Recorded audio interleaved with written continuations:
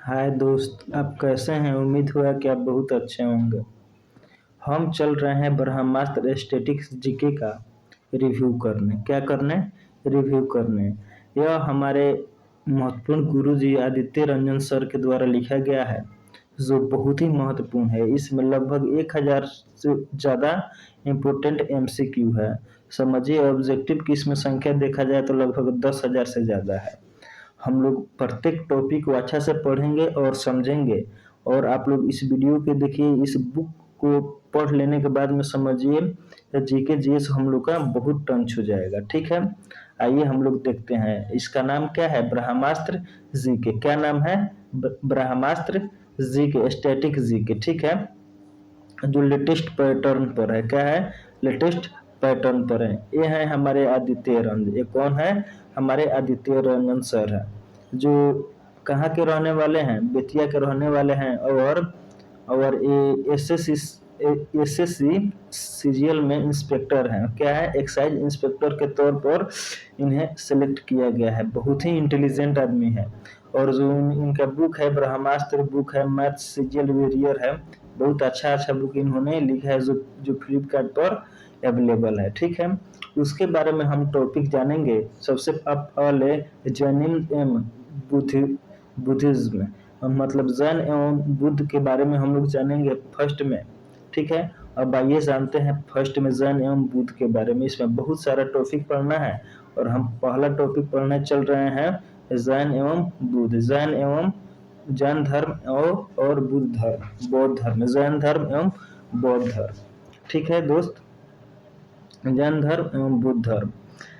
पहला क्वेश्चन क्या है? पहला क्वेश्चन है, सर्वप्रथम स्तूप का वर्णन कहाँ से प्राप्त होता है? तो इसका आंसर होगा, पहला सवाल है सर्वप्रथम स्तूप का वर्णन कहाँ से प्राप्त होता है? तो इसका अर्थ होगा, इसका अर्थ क्या होगा?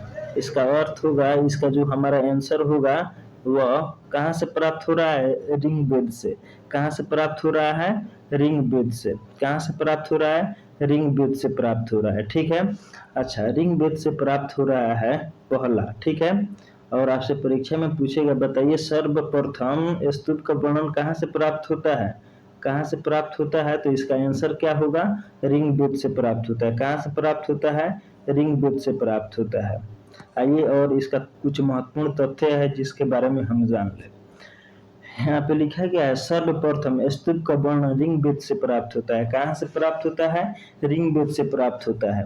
इसके पश्चात अथर्ववेद, वज्रसेन संहिता, तृतीय ब्राह्मण संहिता और पंचविंश ब्राह्मण ग्रंथों से स्तूप का उल्लेख प्राप्त होता है। ठीक है, आइए महत्वपूर्ण तथ्य के बारे में जानते हैं। वेदों में ऋग्वेद सबसे प्राचीन वेद है। आपसे परीक्षा में सवाल पूछता है कि बताइए सबसे प्राचीन वेद कौन सा है? तो हमारा आंसर क्या होगा?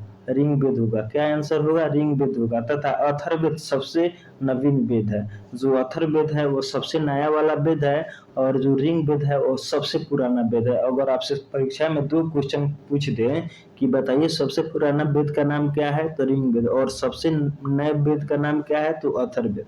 ऋग्वेद संहिता का विभाजन 2 रूपों में किया जाता है। जो ऋग्वेद है, जो उसके संहिता का विभाजन 2 रूपों में होता है। कौन कौन?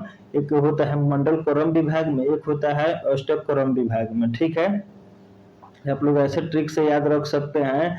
8 में मंडली लोग आता है, तो उसी प्रकार आप लोग इस ट्रिक का मतलब ट्रिक के रूप में आप लोग क्या कर सकते हैं? आप लोग अपने ऊपर याद रख करने की क्षमता को बना सकते हैं। जो ऋग्वेद में होता है वो 2 रूपों में इसका विभाजन है। एक होता है, आप लोग गांव देहात में जैसे सुनते होंगे, 8 हो रहा है और मंडली लोग आ रहा है। ठीक है, तो एक होगा मंडल क्रम और एक होगा अष्टक्रम। ठीक है दोस्तों, अब देखिए, ऋग्वेद संहिता में 10 मंडल है। ऋग्वेद संहिता में कितने मंडल है? 10 मंडल है, और 85 अनुवाक है। ठीक है, तथा 2006 वर्ग है। जो ऋग्वेद संहिता है उसमें 10 मंडल है। क्या है? 10 मंडल है, और 85 अनुवाक है, तथा 2006 वर्ग है। ठीक है, ये याद रखने योग्य बात है और याद रखिएगा। अष्टक के अनुसार, ठीक है, अष्टक अर्थात अष्टजाम के अनुसार ऋग्वेद में 8 अष्टक है, 64 अध्याय है, 1017 सूक्त है, ठीक है।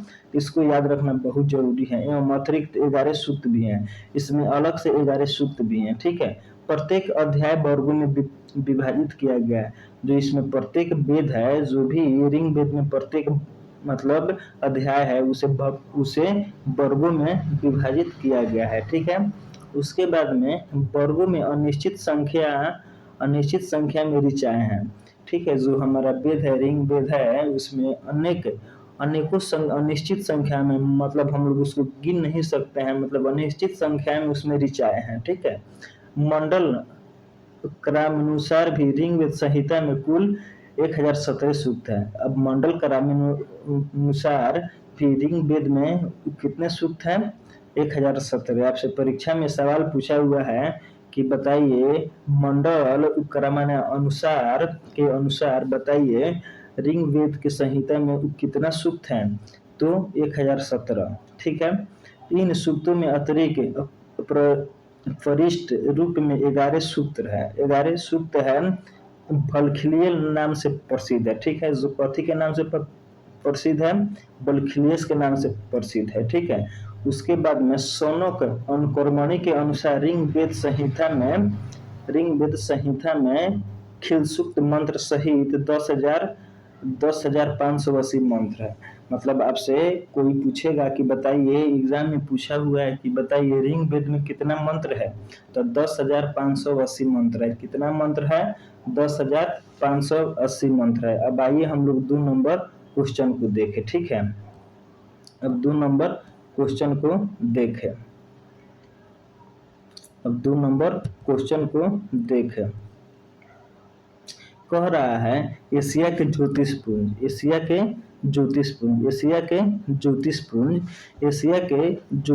के नाम से किसे जाना जाता है? एशिया के ज्योतिषपुंज के नाम से किसे जाना जाता है?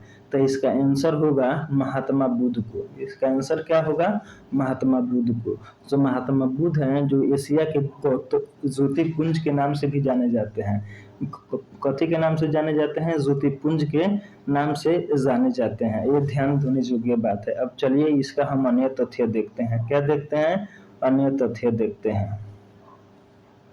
अब देखिए इसका अन्य तथ्य क्या है।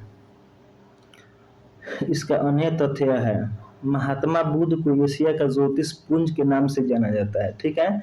महात्मा बुद्ध को एशिया के ज्योतिषपुंज के नाम से जाना जाता है। जो हमारे महात्मा बुद्ध है वो एशिया के ज्योतिषपुंज के नाम से भी जाने जाते हैं।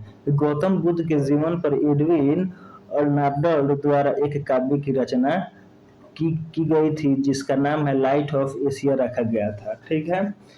जिसका नाम लाइट ऑफ एशिया रखा गया था। आपसे परीक्षा में पूछेगा लाइट ऑफ एशिया किसके द्वारा लिखा गया है? लाइट ऑफ एशिया किसके द्वारा लिखा गया है? तो एडविन अर्नाल्ड के द्वारा लिखा गया है। तो इसका आंसर क्या होगा? एशियन अर्नाल्ड के द्वारा लिखा गया है, ठीक है। उसके बाद में महत्वपूर्ण तथ्य, महात्मा बुद्ध का जन्म कपिलवस्तु के निकट लुम्बिनी नामक स्थान पर 563 ईस्वी पूर्व में हुआ था, ठीक है। जो हमारे महात्मा बुद्ध हैं, बहुत बार इसे क्वेश्चन पूछा हुआ है, बहुत बार, हजारों लाखों बार क्वेश्चन पूछा हुआ है कि बताइए महात्मा बुद्ध का जन्म कहाँ हुआ था। तो महात्मा बुद्ध का जन्म 563 ईस्वी पूर्व में, ठीक है, पूर्व में कहाँ पे हुआ था? कपिलवस्तु के निकट लुम्बिनी नामक स्थान पर हुआ था। कहाँ पे हुआ था? लुम्बिनी नामक स्थान पर।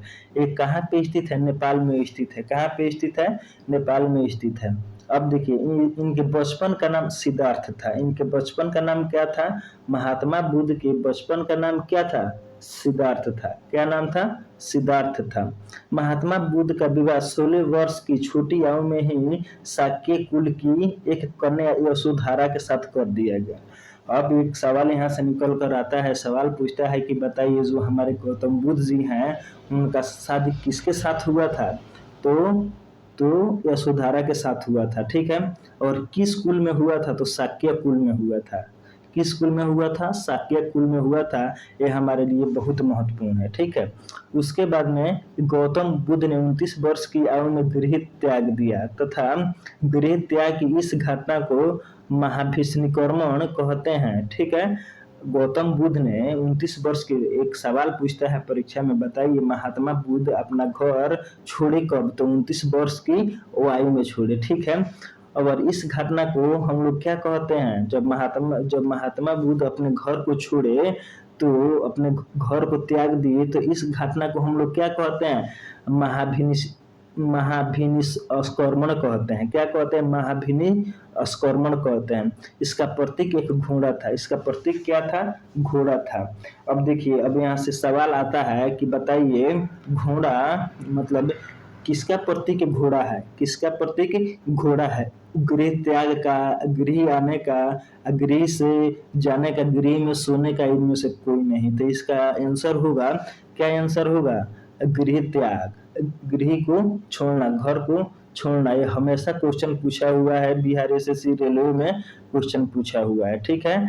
मतलब जब गौतम बुद्ध अपने घर को छोड़े तो उसका प्रतीक क्या था? एक घोड़ा था। क्या था? एक घोड़ा था, ठीक है। बुद्ध एक अन्य नाम तथागत की पुष्टि की गई है। बुद्ध का एक और नाम है। अब देखिए, गौतम बुद्ध के एक इनका नाम सिद्धार्थ था, एक और नाम था इनका महात्मा बुद्ध था, और एक और नाम था, और इनका एक और नाम क्या था? तथागत नाम था। क्या नाम था? तथागत नाम था। बुद्ध का एक अन्य नाम क्या था? तथागत, ठीक है। आप इसको ध्यान में रखिएगा, ठीक है। अब 3 नंबर क्या कहता है? 3 नंबर कह रहा है कि बुद्ध के जीवन की घटना का प्रतीक है। बुद्ध की जीवन के घटना का प्रतीक है। बुद्ध के जीवन के घटना का प्रतीक है। बुद्ध के जीवन की घटना का प्रतीक है, ठीक है। बुद्ध के जीवन के निम्नलिखित युग्मों में से कौन सा सुमेलित नहीं है? कौन सा सुमेलित नहीं है? अब देखिए, जो जन्म है वो कमल का प्रतीक है, ये तो बात सही है। जो गृह त्याग है वो भी घोड़ा का प्रतीक है, ये भी सही है। अब ज्ञान प्राप्ति बरगद, ये क्या है? ये गलत है, ठीक है। अब प्रथम उपदेश मतलब प्रथम उपदेश का संकेत क्या है? पहिया है। लेकिन सी नंबर क्या है? गलत है। जो बुद्ध का ज्ञान प्राप्ति हुआ था, कहाँ पे हुआ था बुद्ध का ज्ञान प्राप्ति? पीपल के पेड़ के नीचे हुआ था, जिसे बोधि वृक्ष के नाम से भी जाना जाता है। कथी के नाम से जाना जाता है? बोधि वृक्ष के भी नाम से जाना जाता है। इसलिए हमारा सी नंबर सही नहीं है, ठीक है। प्रथम उपदेश का संकेत क्या है? पहिया है, ठीक है। गृह छोड़ने का संकेत क्या है? घोड़ा है। क्या है? घोड़ा है, ठीक है। और उनके जन्म का प्रतीक क्या है? कमल है, ठीक है। इतना बात आप लोग याद रखिएगा। ज्ञान प्राप्ति का संकेत क्या है? बोधि वृक्ष है, पीपल का पेड़ है, लेकिन यहाँ पे बरगद है, जो सही नहीं है, ठीक है। अब आइए देखते हैं इसके अन्य तथ्य। अब देखिए, इसका अन्य तथ्य क्या है? अब इसका अन्य तथ्य देखते हैं, ठीक है। अब इसका अन्य तथ्य देखते हैं। अब इसका क्या देखते हैं? अन्य तथ्य देखते हैं। अब देखिए, बुद्ध के जीवन की घटना और प्रतीक। बुद्ध का जन्म कमल या सांड। अगर परीक्षा में क्वेश्चन आएगा बुद्ध का जन्म का संकेत है कमल या सांड, ऑप्शन में रहेगा तो यही हमारा ऑप्शन सही होगा, ठीक है। उसके बाद में आएगा गृह त्याग, ठीक। गृह त्याग को हम क्या कहते हैं? महाभिनिष्कर्ण कहते हैं। क्या कहते हैं? महाभिनिष्कर्ण कहते हैं। क्या कहते हैं? महाभिनिष्कर्ण कहते हैं, ठीक है। ठीक है, जिसका प्रतीक क्या होता है? घोड़ा होता है, ठीक है। अच्छा, निर्वाणन वृक्ष मतलब जहाँ इनका ज्ञान की प्राप्ति हुआ तो उसका संकेत क्या है? बोधि वृक्ष, अभी हम बताए हैं पीछे। उसके बाद में प्रथम उपदेश क्या है? पहिया है, अभी हम आपको बताए हैं। अब मृत्यु को हम लोग यहाँ पे परिनिर्वाण कहते हैं। क्या कहते हैं? जब गौतम बुद्ध को मृत्यु हुआ तो उसको हम लोग क्या कहते हैं? परिनिर्वाण कहते हैं, जिसका संकेत क्या है? स्तूप है, ठीक है। अगर परीक्षा में आएगा मृत्यु से संबंधित है, अगर स्तूप ऑप्शन रहेगा तो हम लोग स्तूप मार देंगे, ठीक है। और प्रथम उपदेश हमारा का संकेत होगा, क्या होगा? प्रतीक क्या होगा, प्रतीक या संकेत पहिया होगा। क्या होगा, पहिया होगा। ठीक है, लेकिन एक बात याद रखिए, बुध का जन्म का प्रतीक या संकेत होगा कमल या शांड होगा। कमल या शांड होगा, आप लोग इतना याद रखिए। अब देखिए, कमल या शांड होगा, कमल या शांड होगा, कमल या शांड होगा, कमल या शांड होगा। अब कह रहा है कि महापरिनिर्वाण का अर्थ क्या होता है। महापरिनिर्वाण का अर्थ क्या होता है, शरीर के त्याग, आत्मा की त्याग, भोग विलास का त्याग, वैचारिक स्थिरता का त्याग। तो महापरिणाम अभी यहाँ पे आया है, उसका अर्थ क्या होता है, मृत्यु। मृत्यु अर्थात शरीर का त्याग देना, शरीर को त्याग देना। अब आइए इसका हम लोग अन्य तथ्य देखते हैं। क्या देखते हैं, अन्य तथ्य। अब हम लोग अन्य तथ्य देखते हैं। अब देखिए, कह रहा है महापरिनिर्वाण का अर्थ है, महात्मा बुद्ध के शरीर के त्याग की घटना को हम लोग क्या कहते हैं, महापरिनिर्वाण कहते हैं। क्या कहते हैं, महापरिनिर्वाण कहते हैं, से संबोधित किया गया है, जिसका अर्थ मृत्यु होता है या मृत्यु के बंधन से मुक्ति होता है। ठीक है, जो गौतम बुद्ध का जो मृत्यु हुआ है 1483 ईस्वी में, महात्मा बुद्ध का जो मृत्यु हुआ है वो कुशीनगर में हुआ है, जो मल की राजधानी थी। किसकी राजधानी थी, मल की राजधानी थी। अब से परीक्षा में पूछेगा, जब गौतम बुद्ध की मृत्यु कुशीनगर में हुई तो कुशीनगर की राजधानी कहाँ थी, मल थी। उनकी मृत्यु 80 वर्ष की आयु में हो गई। कब हुई, 80 वर्ष की आयु में गौतम बुद्ध की मृत्यु हो गई। उसके बाद में महत्वपूर्ण तथ्य है, महापरिनिर्वाण मंदिर उत्तर प्रदेश के कुशीनगर जिले में स्थित है। जो यहाँ पे मंदिर है, अगर आपसे परीक्षा में पूछेगा बताइए महापरिनिर्वाण मंदिर कहाँ पे स्थित है, तो उत्तर प्रदेश के कुशीनगर जिले में स्थित है। जो भी महात्मा गांधी का वहाँ पे मृत्यु हुआ था, कहाँ पे मृत्यु हुआ था, कुशीनगर में हुआ था। कहाँ पे हुआ था, कुशीनगर में हुआ था। एक किस राज्य में है, वर्तमान में उत्तर प्रदेश में है। कहाँ पे है, उत्तर प्रदेश में है। और सवाल आपसे पूछ सकता है कि महापरिनिर्वाण मंदिर कहाँ पे स्थित है, तो कहाँ पे स्थित होगा, हमारे उत्तर प्रदेश में स्थित है। ठीक है, इस मंदिर में स्थापित महात्मा बुद्ध की मूर्ति 1876 में उत्खनन द्वारा प्राप्त की गई थी, जो कि 6.10 मीटर ऊंची लेटी हुई मुद्रा में है। ठीक है, लेटी हुई मुद्रा में है। ठीक है, समझे। उसके बाद में 5 नंबर क्या है, 5 नंबर, अल्लाह कलाम किस दर्शन से संबंधित है। ठीक है, ए नंबर से सांख्य से संबंधित है। आपसे परीक्षा में पूछेगा अल्लाह कलाम किस दर्शन से संबंधित है, सांख्य से संबंधित है। ठीक है, अब आइए थोड़ा इसका हम लोग अन्य तथ्य देख लें। ठीक है, अन्य तथ्य देख लें,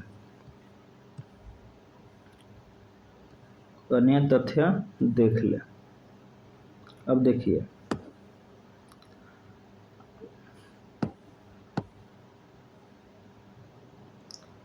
अलार कलाम सांख्य दर्शन से संबंधित है। अब देखिए, जो अलार कलाम है वह सांख्य दर्शन से क्या है, संबंधित है। यह दर्शन प्राचीन भारतीय दर्शन में से एक है। जो ये दर्शन है वो भारत के प्राचीन दर्शन में से क्या है, एक है।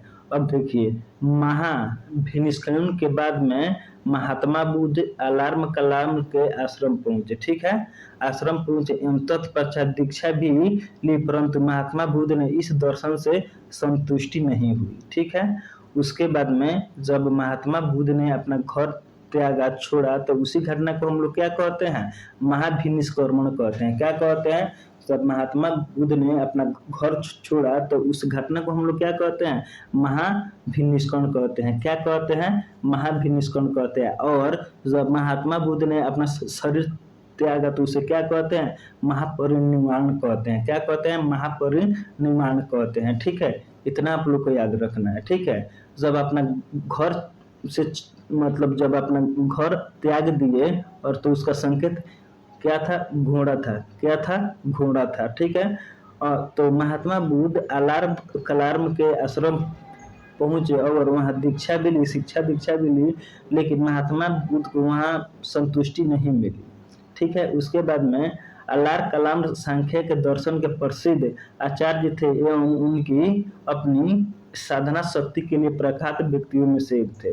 ठीक है, जो अलार्म कलार्म एक व्यक्ति थे वो सांख्य दर्शन के प्रसिद्ध आचार्य थे। जो सांख्य दर्शन जो होता है उसका आचार्य से उसका टीचर थे, वो अपने साधना की शक्ति से बहुत महत्वपूर्ण थे। ठीक है, अब आइए थोड़ा महत्वपूर्ण तथ्य को देख ले। ठीक है, दर्शन और प्रणेता। ठीक है, सांख्य का अर्थ क्या होता है, प्रणेता कपिल होता है। ठीक है, योग जो है वो पतंजलि से मतलब संबंधित है। जो न्याय जो है वो गौतम से संबंधित है। जो वैश्विक है वह उल्लूक उल्लूक उपकरण से संबंधित है। मीमांसा या पूर्व मीमांसा जैमिनी से संबंधित है। वेदांत या उत्तर उत्तर मीमांसा बादरायण से संबंधित है। उसके बाद में बौद्ध या क्षणिकवाद गौतम बुद्ध से संबंधित है। जैन जैन या असस्यवाद महावीर से संबंधित है।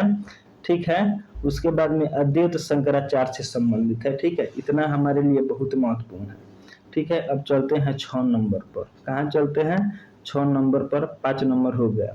बताइए, एशिया के ज्योतिष पुंज के नाम से कौन जाना जाता है? महात्मा गांधी या महात्मा बुद्ध या स्वामी विवेकानंद या महावीर जैन? तो इसका आंसर होगा बी, महात्मा बुद्ध। क्या होगा? महात्मा बुद्ध होगा। क्या आंसर होगा इसका? महात्मा बुद्ध होगा। क्या आंसर होगा? महात्मा बुद्ध होगा। क्या आंसर होगा? महात्मा बुद्ध होगा। क्या आंसर होगा? महात्मा बुद्ध होगा। ठीक है, अब आइए इसका कुछ अन्य तथ्य हम लोग जान ले। ठीक है, अब देखिए, महात्मा बुद्ध को एशिया का ज्योतिष पुंज के नाम से जाना जाता है। ठीक है, गौतम बुद्ध के जीवन पर एडविन अर्नाल्ड द्वारा एक काव्य की रचना की गई थी जिसका नाम था लाइट ऑफ एशिया रखा गया था। अब आपसे अभी तो पीछे बताए हैं कि बताइए लाइट ऑफ एशिया एशिया किसके द्वारा लिखा गया है? तो एडविन अर्नाल्ड के द्वारा लिखा गया है, जो एक रचना है, जो एक क्या है, काव्य की रचना है। ठीक है, महात्मा बुद्ध का जन्म कपिल वस्तु के निकट लुम्बिनी नामक स्थान पर 563 ईस्वी पूर्व में हुआ था। ये जो महात्मा बुद्ध हैं, कौन है? महात्मा बुद्ध हैं। ये इनका जन्म कहाँ पे हुआ था? इनका जन्म कहाँ पे हुआ था? लुम्बिनी में हुआ था। कपिल वस्तु के निकट लुम्बिनी में हुआ था, जो अभी नेपाल में है। इनके बचपन का नाम सिद्धार्थ था। ठीक है, इसका पहले भी इस सारा सारांश हम लोग को मिल चुका है। महात्मा बुद्ध का विवाह 16 वर्ष की छोटी आयु में ही शाक्य कुल एक कन्या यशोधरा के साथ कर दिया गया। अब परीक्षा में बार बार नहीं हजारों बार पूछता है कि बताइए महात्मा बुद्ध का जन्म कितने वर्ष में हुआ था? 16 वर्ष में हुआ था। और किसके साथ में हुआ था? तो यशोधरा के साथ में हुआ था। और वो किस कुल की थी? तो इसका आंसर होगा शाक्य कुल की थी। इसका आंसर क्या होगा बाबू? शाक्य कुल की थी। ठीक है, उसके बाद में गौतम बुद्ध ने 29 वर्ष की आयु में गृह त्याग दिया था। आपसे परीक्षा में पूछेगा कि बताइए गौतम बुद्ध थे, वो अपना घर कितने वर्ष की आयु में छोड़ दिए थे? तो 29 वर्ष की आयु में छोड़ दिए थे। और इस घटना को हम लोग क्या कहते हैं? महाभिनिष्क्रमण कहते हैं। और इसका एक प्रतीक क्या होता है? घोड़ा होता है। लेकिन जब महात्मा बुद्ध अपना शरीर छोड़ देते हैं, त्याग देते हैं, तो उस घटना को हम लोग क्या कहते हैं? उस घटना को हम लोग क्या कहते हैं? महानिर्वाणन कहते हैं। क्या कहते हैं? महानिर्वाणन कहते हैं। ठीक है, उसके बाद में आइए 7 नंबर क्या कहता है। ये 6 नंबर था, ये देख लीजिए, ये 6 नंबर था। अब हम लोग चल रहे हैं 7 नंबर पर। ठीक है, हम लोग चल रहे हैं 7 नंबर पर। ठीक है, निम्नलिखित में से कौन सा युग्म सुमेलित नहीं है? निम्नलिखित में से कौन सा युग्म सुमेलित नहीं है? अब देखिए, प्रथम बौद्ध संगति राजगीर में हुआ था, यह बात सही है। ठीक है, जो प्रथम बौद्ध संगति था वह राजगीर में हुआ था। और जो सेकेंड था वह वैशाली में हुआ था। 383 ईस्वी पूर्व में वैशाली में हुआ था। ठीक है, लेकिन 225 ईस्वी में तृतीय हुआ था, जो पावापुरी में नहीं हुआ था। ठीक है, और जो चतुर्थ हुआ था फर्स्ट एडी में, वह कुंडल वन में हुआ था। ठीक है, इसलिए हमारा सी आंसर सही नहीं होगा। वो पावापुरी में तृतीय नहीं हुआ था, तृतीय बौद्ध संगति नहीं हुआ था। ये कहाँ पे हुआ था? पाटलिपुत्र में हुआ था। कहाँ पे हुआ था? पाटलिपुत्र में हुआ था। कहाँ पे हुआ था? तृतीय बौद्ध संगति कहाँ पे हुआ था? पाटलिपुत्र में हुआ था। 4 गो बौद्ध संगति हुआ था। जो पहला हुआ था 483 ईस्वी में राजगीर में हुआ था, और यहाँ का शासक था अजातशत्रु। ठीक है, और इसका अध्यक्ष थे महाकश्यप। इसको भी आप लोग को याद रखना है। ठीक है, और 2 नंबर जो हुआ था बौद्ध संगति, वो 383 ईस्वी पूर्व में हुआ था, और कहाँ पे हुआ था? वैशाली में हुआ था। ठीक है, और किसके शासनकाल में हुआ था?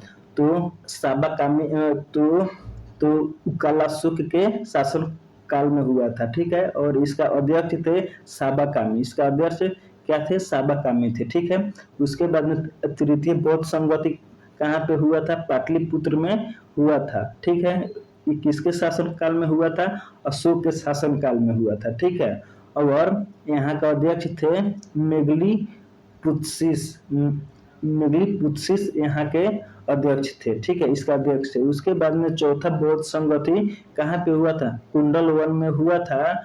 जो यहाँ का मतलब जो राजा था, वो जो यहाँ पे शासन कर रहा था, वह उसका नाम था कनिष्क का नाम था। क्या नाम था? कनिष्क नाम था। और ये किसके अध्यक्षता में हुई थी? यह वसुमित्र के जी के मतलब शासन काल में हुआ था। ये आप लोग को याद रखना है। ठीक है, वही चीज यहाँ पे दिया हुआ है। यहीं पे दिया हुआ है कि जो प्रथम बौद्ध संगति 483 ईस्वी पूर्व में कहाँ पे हुआ था? राजगीर में हुआ था। ये किसके शासन काल में हुआ था बाबू? अजातशत्रु के शासन काल में हुआ था। ठीक है, उसके बाद में द्वितीय हुआ था 383 ईस्वी पूर्व में, जो वैशाली में हुआ था, और यह किसके शासन काल में हुआ था? काला अशोक के शासन काल में हुआ था, और इसका अध्यक्ष थे साबाकामी। ठीक है, और इसका अध्यक्ष थे साबाकामी। ठीक है, और तृतीय बौद्ध संगति कहाँ पे हुआ था? 255 ईस्वी पूर्व में हुआ था, और एक पाटलिपुत्र में हुआ था। इसके शासन काल में, एक किसके शासन काल में हुआ था? अशोक के शासन काल में हुआ था। ठीक है, और यहाँ के अध्यक्ष थे मोगलीपुत्सिस थे। ठीक है, उसके बाद में चतुर्थ बौद्ध संगति 1 ईस्वी में हुआ था, और ये कहाँ पे हुआ था? ये कुंडल वन में हुआ था। ये किसके शासन काल में हुआ था? ये कनिष्क के शासन काल में हुआ था। ठीक है, इसके अध्यक्ष थे वसुमित्र जी। इतना आप लोग को याद रखना है। ठीक है, पहला कहाँ हुआ था? राजगीर में हुआ था। एक किसके शासन काल में? अजातशत्रु के। दूसरा कहाँ हुआ था? वैशाली में। इसके शासन काल में? काला अशोक के। तीसरा कहाँ हुआ था? पटना में हुआ था। एक किसके शासन काल में? अशोक के। चौथा कहाँ पे हुआ था?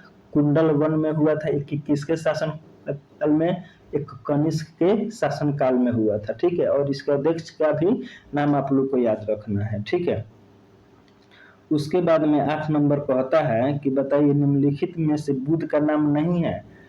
बुद्ध का नाम तो तथागत है। ठीक है, उसके बाद में सिद्धार्थ भी है। उपयुक्त में से कोई नहीं, और इनका मेहकर भी नाम है। बुद्ध का एक और नाम मेहकर है। क्या है? मेहकर है। बुद्ध का एक और नाम क्या है? मेहकर है। अब आइए हम लोग डी नंबर का हम लोग क्या देख ले? डी नंबर का क्या देख ले? डी नंबर का हम लोग अन्य तथ्य देख ले। ठीक है, अब देखिए यहाँ पर,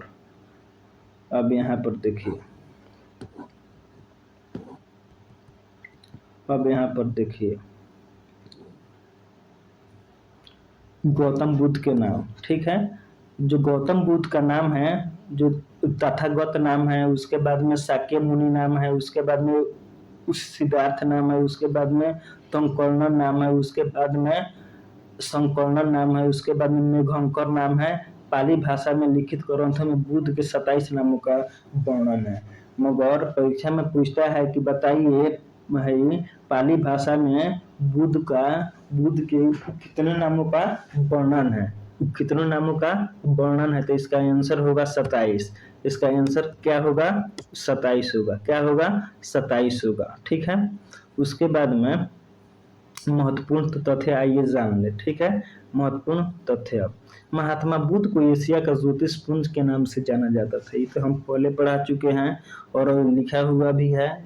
ठीक है, उसके बाद में गौतम बुद्ध के जीवन पर एडविन एडविन अर्नेल्ड द्वारा एक काव्य की रचना की गई। ठीक है, एक काव्य की रचना की गई जिसका नाम द लाइट ऑफ एशिया रखा गया था। ठीक है, द लाइट ऑफ एशिया रखा गया था, यहाँ पे द लिखना चाहिए तो सद लिखा गया है। ठीक है, ठीक है, जो इसका रचना किए थे उनका नाम क्या था, एडविन आर्नोल्ड थे। ये 3-4 बार आ चुका है, समझिए कि बहुत हमारे लिए महत्वपूर्ण है, इसीलिए 3-4 बार आया। ठीक है, ठीक है, महात्मा महात्मा गांधी को एशिया के ज्योतिषपुंज के नाम से जाना जाता है और इन पर एक काव्य की रचना हुई थी, द लाइट ऑफ एशिया। ये किसने किया था, तो उसका नाम है एडविन एडविन अनोर्डन नाम था। ठीक है, अनरोल्ड नाम था। ठीक है, महात्मा बुद्ध का जन्म कपिल वस्तु के निकट लुम्बिनी नामक स्थान पर 563 ईस्वी पूर्व में हुआ था। ठीक है, आपको याद रखना है,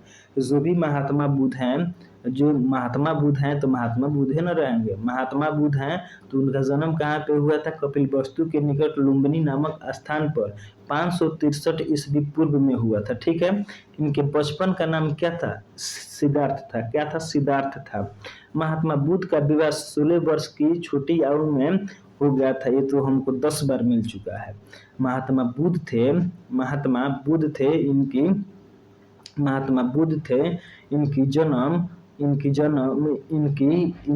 शादी 16 वर्ष की उम्र में ही हो चुकी थी। और एक किससे हुआ था, ये जसोधारा से हुआ था। ये किस कुल की थी, तो शाक्य कुल की थी। ठीक है, ये आएगा। ठीक है, गौतम बुद्ध ने 29 वर्ष की आयु में गृह त्याग दिया। गौतम बुद्ध ने 29 वर्ष की आयु में क्या क्या गृह को छोड़ दिया, जिसे इसे हम लोग क्या कहते हैं, महावीर निष्क्रमण कहते हैं। क्या कहते हैं, महावीर निष्क्रमण कहते हैं। इसका प्रतीक क्या है, घोड़ा है। क्या है, घर को छोड़ना क्या है, इसका प्रतीक घोड़ा है। और जन्म का प्रतीक क्या है, जन्म का साढ़ या क्या है, कमल है। ठीक है, उसके बाद में, ठीक है, इतना बात आप लोग याद रखिएगा। ठीक है, अब चल रहे हैं हम लोग 9 नंबर पर। कहाँ चल रहे हैं, 9 नंबर पर। ठीक है, निम्नलिखित में से सही नहीं है। ठीक है, बौद्ध की रचना। ठीक है, मिलिंद पंडोह नागसेन, ये सही है। उसके बाद में माध्यमिक करिका नागा अर्जुन, ये भी सही है। और सारीपुत्र प्रकरण अश्वघोष ने किया था, ये भी सही है। लेकिन अधिधम कोश बुद्ध घोष ने नहीं किया था। ठीक है, अब आइए हम इसका अन्य तथ्य जान लें। क्या जान लें, अन्य तथ्य जान लें। क्या जान लें, अन्य तथ्य जान लें। अब देखिए, बौद्ध रचनाओं का सही सुमेलित। ठीक है, मिलिंदी पन्हो ने, नागसेन ने इसका रचना किया था और नागा अर्जुन ने माध्यमिक करिका का रचना किया था और अशोक घोष ने सरिपुत्र प्रकरण किया था, अशोक घोष ने। और वसुबंधु ने अधिधम कोश का रचना किया था, बुद्ध घोष ने नहीं किया था, वसुबंधु ने किया था अभिधम की रचना। ठीक है, ये हमारे एग्जाम के लिए बहुत महत्वपूर्ण है। ठीक है, उसके बाद में हम लोग आते हैं 10 नंबर पर। कहाँ पे आते हैं, 10 नंबर पर। कहाँ पे आते हैं, 10 नंबर पर। 10 नंबर में कहता है कि प्रथम बौद्ध संगति का आयोजन कब हुआ था। प्रथम बौद्ध संगति का आयोजन कब हुआ था, प्रथम बौद्ध संगति का आयोजन कब हुआ था। अब देखिए, जो प्रथम बौद्ध संगति का आयोजन हुआ था वह प्रथम बौद्ध संगति का आयोजन, यहाँ पे गलती दिया है। ठीक है, 483 ईस्वी पूर्व में हुआ था। ठीक है, ईसा पूर्व में हुआ था प्रथम बौद्ध संगति का जो आयोजन हुआ था वह 483 ईस्वी पूर्व में हुआ था। ठीक है, अब आइए अब अन्य तथ्य हम लोग जान ले। ठीक है, अन्य तथ्य हम लोग जान ले। ठीक है, अन्य तथ्य हम लोग को 10 नंबर का जानना है। ठीक है, 10 नंबर का अन्य तथ्य हम लोग का जानना है। ठीक है, 10 नंबर का अन्य तथ्य हम लोग को जानना है। ठीक है, अब देखिए, प्रथम बौद्ध संगति का आयोजन 483 ईस्वी पूर्व में राजगिरी के बिहार की सप्तपर्णी गुफा में किया गया था। अब देखिए, अब यहाँ से मेन सवाल निकल कर आ रहा है। प्रथम बौद्ध संगति का जो आयोजन हुआ था, प्रथम बौद्ध संगति का जो आयोजन हुआ था वह 483 ईस्वी पूर्व में हुआ था। ये किसके शासन काल में हुआ था, आपको पता है? आप बताइए। ठीक है, ये बिहार के सप्तपर्णी गुफा में किया गया था। ठीक है, उसके बाद में द्वितीय बौद्ध संगति का आयोजन 383 ईस्वी पूर्व में वैशाली में अशोक के समय हुआ था। इसका अध्यक्ष थे सब्बा कामी थे। ठीक है, उसके बाद में तृतीय बौद्ध संगति का आयोजन 247 ईस्वी पूर्व में पाटलिपुत्र में अशोक के समय में हुआ था। ठीक है, उस समय अशोक का शासन काल था और इसका अध्यक्ष 30 थे। इसका अध्यक्ष 30 थे। ठीक है, और चतुर्थ बौद्ध संगति हुआ था 72 ईस्वी पूर्व में। ठीक है, एक कहाँ पे हुआ था? कश्मीर में हुआ था। कहाँ पे हुआ था? कश्मीर के कुंडल वन में हुआ था और इसके अध्यक्ष थे वसुमित्र थे। ठीक है, आप लोग समझ चुके होंगे। अब आइए 11 नंबर। प्रथम बौद्ध संगति के अध्यक्ष थे, देखिए चतुर्थ बौद्ध संगति के अध्यक्ष थे। ठीक है, और यह महाशियप थे, ये प्रथम बौद्ध संगति के अध्यक्ष थे। ठीक है, प्रथम बौद्ध संगति के अध्यक्ष थे। ठीक है, अब देखिए, जो पहला बौद्ध संगति, इसमें थोड़ा मतलब जब टाइपिंग करने में हल्का मिस्टेक है तो आप इसको इग्नोर करके चलिएगा। इसमें 500 पेज है। कितना पेज है? 500 पेज है। अब देखिए, जो प्रथम बौद्ध संगति हुआ था वह जो प्रथम बौद्ध संगति हुआ था वह 483 ईस्वी पूर्व में हुआ था और दूसरी बौद्ध संगति हुआ था वह 383 ईस्वी पूर्व में हुआ था और तीसरी बौद्ध संगति जो हुआ था वह 250 ईस्वी पूर्व में हुआ था और पाटलिपुत्र में हुआ था और यहाँ का शासक था अशोक। ठीक है, और चौथा बौद्ध संगति कुंडल वन कश्मीर में हुआ था 72 ईस्वी में हुआ था। ठीक है, और जो पहली बार बौद्ध संगति हुआ था उस समय किसका शासन था? अजातशत्रु का शासन था।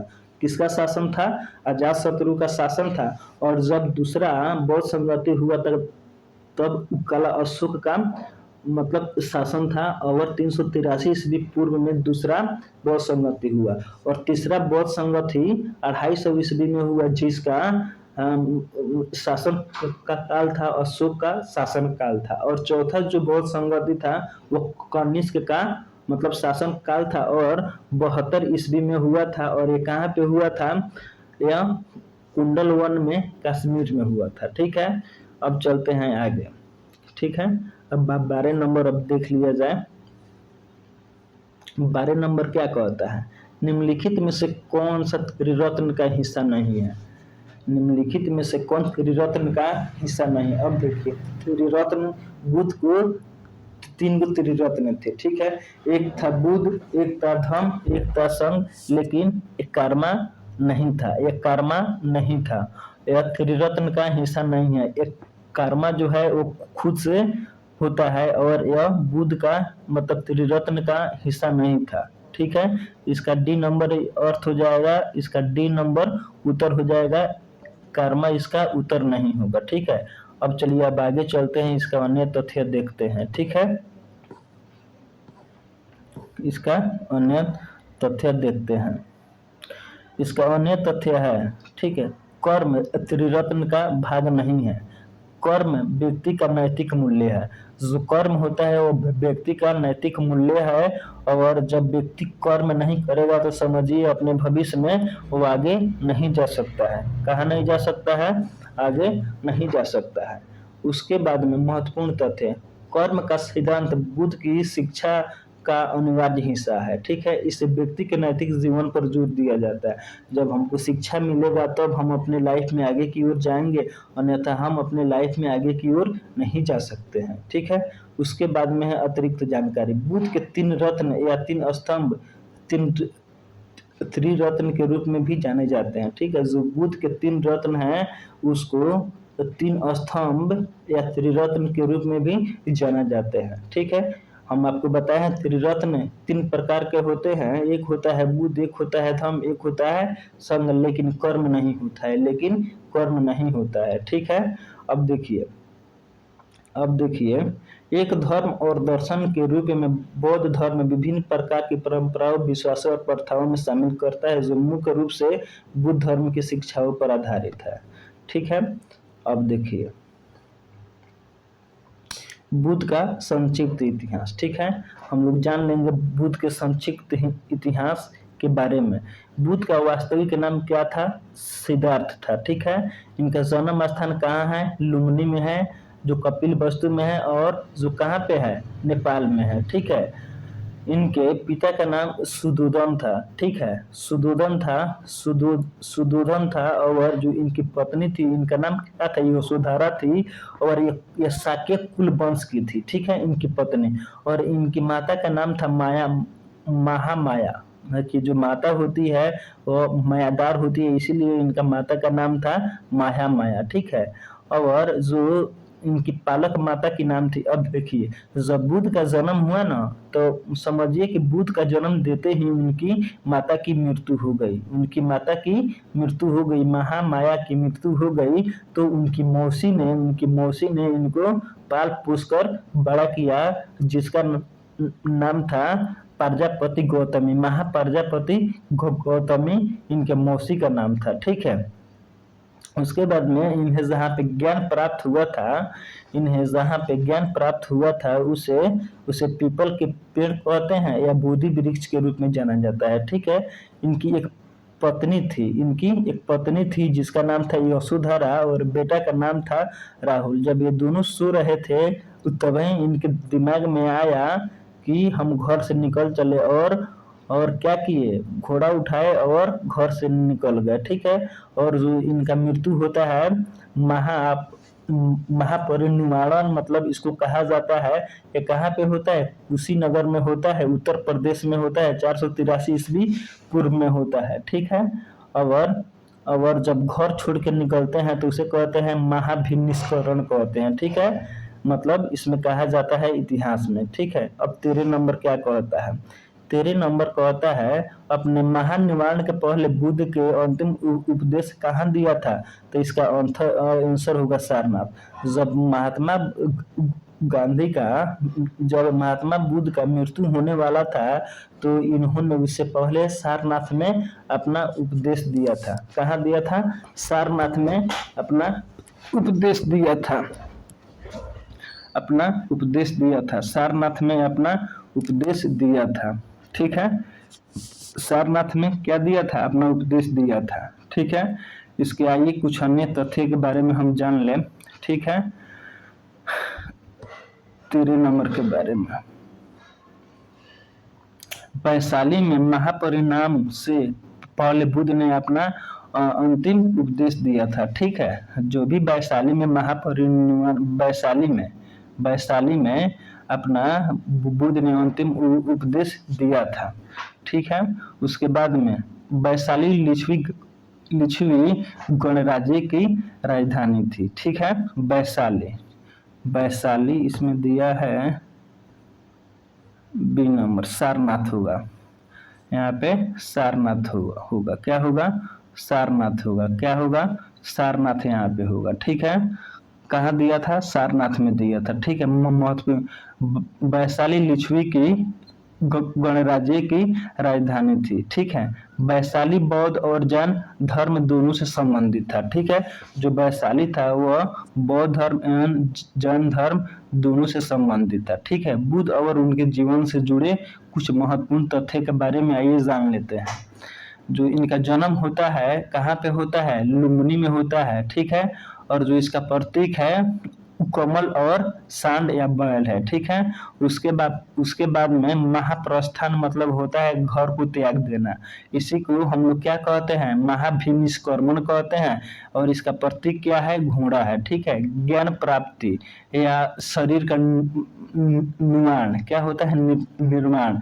इस स्थान कहाँ होता है, यह स्थान बोध गया में होता है। कहाँ पे होता है, बोध गया में, ठीक है। इसका प्रतीक क्या होता है, बोधि वृक्ष। बो से बोध गया और भू से बोधि वृक्ष, ठीक है। इन्होंने अपना पहला उपदेश दिया था धर्म चक्र परिवर्तन, मतलब शब्द का प्रयोग किया जाता है, सारनाथ में दिया था। सारनाथ में अपना पहला उपदेश सारनाथ में दिया था। और जो इसका उपदेश का जो मतलब जो संकेत होता है, प्रतीक होता है, वह पहिया होता है। वह इनका मृत्यु मृत्यु इनका कहाँ पे होता है, कुशीनगर में होता है। और महापरिनिर्वाण शब्द का प्रयोग होता है, और जिसका अर्थ होता है स्तूप। क्या होता है, स्तूप होता है, ठीक है। आपको इतना बात याद रखना होगा, ठीक है। जब एक बार और सुन लीजिए, जब इनका जन्म होता है, जब इनका क्या होता है, जब इनका जन्म होता है, तो कहाँ पे जन्म होता है, लुम्बिनी में जन्म होता है। कहाँ पे जन्म होता है, लुम्बिनी में जन्म होता है। कहाँ पे जन्म होता है, लुम्बिनी में जन्म होता है। अब देखिए, महात्मा बुद्ध ने पहला उपदेश सारनाथ में दिया था, ठीक है। और उसके बाद में अंतिम उपदेश कहाँ पे दिया था, कुशीनगर में दिए थे, ठीक है। कुशीनगर में दिए थे, ठीक है। और उनका मृत्यु यहीं पे हो जाता है, जो उत्तर प्रदेश में है। इन्होंने 10 उपदेश दिए थे, ठीक है। और 10 उपदेशों के पालन करने से हमारे सभी दुख दूर हो जाते हैं, ठीक है फ्रेंड्स। अब देखिए 14 नंबर। अब 14 नंबर क्या कहता है, 14 नंबर कह रहा है, बोध गया एक महत्वपूर्ण बौद्ध तीर्थ स्थल क्यों है, ठीक है। उसके बाद में गौतम बुद्ध ने ज्ञान प्राप्त के बाद यहाँ अपना पहले उपदेश दिया, ठीक है। उसके बाद में गौतम बुद्ध ने इनका मृत्यु यहीं पे हुआ, ठीक है। उसके बाद में गौतम बुद्ध को ज्ञान प्राप्त यहीं से हुआ, ठीक है, ठीक है। उसके बाद में आप देख लीजिए, गौतम बुद्ध को तो बुद्ध गया में ज्ञान प्राप्त हुआ, लेकिन इन्होंने यहाँ पे उपदेश नहीं दिया। पहला उपदेश कहाँ पे दिया था, सारनाथ में दिया था। कहाँ पे दिया था, सारनाथ में दिया था। कहाँ पे दिया था, सारनाथ में दिया था, ठीक है। और ये बता रहा है कि गौतम बुद्ध का मृत्यु यहीं पे हुआ है, नहीं। गौतम बुद्ध का मृत्यु कहाँ पे हुआ है, कुशीनगर में, उत्तर प्रदेश में हुआ है, ठीक है। उसके बाद में ये बता रहा है कि गौतम बुद्ध का ज्ञान की प्राप्ति हुआ है यहीं से। हाँ, ये बात सही है कि गौतम बुद्ध का जो है, उन्हें ज्ञान की प्राप्ति यहीं से हुआ है, ठीक है। उसके बाद में डी नंबर क्या कहता है, गौतम बुद्ध का जन्म यहीं हुआ है, नहीं। गौतम बुद्ध का जन्म कहाँ पे हुआ है, लुम्बिनी में हुआ है, ठीक है। कपिलवस्तु के निकट लुम्बिनी जो गांव है, जो नेपाल में स्थित है, वहीं पे इनका क्या हुआ है, यहीं पे इनका क्या हुआ है, जन्म हुआ है। क्या हुआ है, जन्म हुआ है। आइए कुछ इंपोर्टेंट पॉइंट हम लोग देख लें, ठीक है। अब देखिए, जो इम्पोर्टेंट पॉइंट हमारा जो है, महत्वपूर्ण बिंदु, बोध गया यह बिहार के निरंजना नदी के तट पर स्थित है। परीक्षा में कई बार पूछ चुका है कि बताइए बोध गया कहाँ स्थित है, तो निरंजना नदी के किनारे स्थित है, ठीक है। परीक्षा में कई बार पूछ चुका है कि बताइए निरंजना नदी कहाँ पे स्थित है, बोध गया कहाँ पे स्थित है, तो निरंजना नदी के तट पर स्थित है, ठीक है। लुम्बिनी लुम्बिनी बुद्ध का जन्म स्थान है, यह नेपाल के कपिलवस्तु जिले में स्थित है, ठीक है। उसके बाद में सारनाथ, गौतम ने अपना पहले उपदेश डियर पार्क में दिया था। आप लोग को याद रखना है कि सारनाथ जो मतलब जो गौतम बुद्ध है, वह अपना पहला उपदेश सारनाथ में दिए थे, ठीक है। और कहाँ पे दिए थे, तो डियर पार्क में दिए थे। कहाँ पे दिए थे, डियर पार्क में दिए थे। कहाँ पे दिए थे, डियर पार्क में दिए थे। कहाँ पे दिए थे, डियर पार्क में दिए थे। हमारे लिए बहुत महत्वपूर्ण है, ठीक है। उसके बाद में सारनाथ में अपना पहला उपदेश दिए थे, ठीक है। और कुशीनगर या उत्तर प्रदेश के कुशीनगर जिले में स्थित है, जहाँ गौतम बुद्ध ने अपना शरीर त्याग दिया था, और यहीं पे अपना लास्ट क्या दिए थे, उपदेश दिए थे, और यहीं पे अपना लास्ट उपदेश दिए थे। ठीक है फ्रेंड्स, अब आगे चलते हैं। अब आगे चलते हैं 15 नंबर हमारा एमसीक्यू क्या कहता है। अब 15 नंबर एमसीक्यू क्या कहता है। कह रहा है 15 नंबर, निम्नलिखित में से किस सम्राट ने मूल रूप से प्रसिद्ध बौद्ध सांची स्तूप का निर्माण करवाया। तो चंद्रगुप्त मौर्य नहीं, उसके बाद में कनिष्क नहीं, उसके बाद में बिंदुसार नहीं, उस अशोक ने करवाया। ठीक है, यह बिंदुसार का लड़का था, चंद्रगुप्त मौर्य का लड़का बिंदुसार था, और बिंदुसार का लड़का अशोक था। तो अशोक ने ही करवाया था, अशोक ने ही करवाया था सांची स्तूप का निर्माण, अशोक ने ही करवाया था। सांची स्तूप का निर्माण अशोक ने ही करवाया था। ठीक है, सांची का मतलब सांची स्तूप का निर्माण अशोक ने ही क्या किया था, करवाया था। ठीक है, इतना आपको याद रखना है। उसके बाद में आइए इसके अन्य तथ्य हम लोग देख लें। ठीक है, इसके अन्य तथ्य क्या कह रहा है देख लें। मध्य प्रदेश राज्य के रायसेन जिले में स्थित सांची स्तूप एक बौद्ध स्मारक है, जिसका निर्माण सम्राट अशोक के तीसरी शती ईस्वी पूर्व में कराया था। ठीक है, ये मध्य पूर्व में है। कहाँ पे है सांची का स्तूप, कहाँ पे है, मध्य प्रदेश में है। कहाँ पे है, मध्य प्रदेश में है। ठीक है, एमपी में है, एमपी में है, मध्य प्रदेश राज्य में रायसेन जिले में। कहाँ पे है, रायसेन जिले में है। ऐसे परीक्षा में पूछेगा कि बताइए सांची स्तूप किस जिले में स्थित है, सांची स्तूप किस जिले में स्थित है, सांची स्तूप किस जिले में स्थित है, तो आपको बताना है रायसेन जिले में। और किस स्टेट में है, तो मध्य प्रदेश में है। ठीक है, यह बौद्ध स्मारक है। जो निर्माण करवाया था उसका नाम क्या है बाबू, अशोक नाम है। ठीक है, अब महत्वपूर्ण तथ्य जान लेते हैं।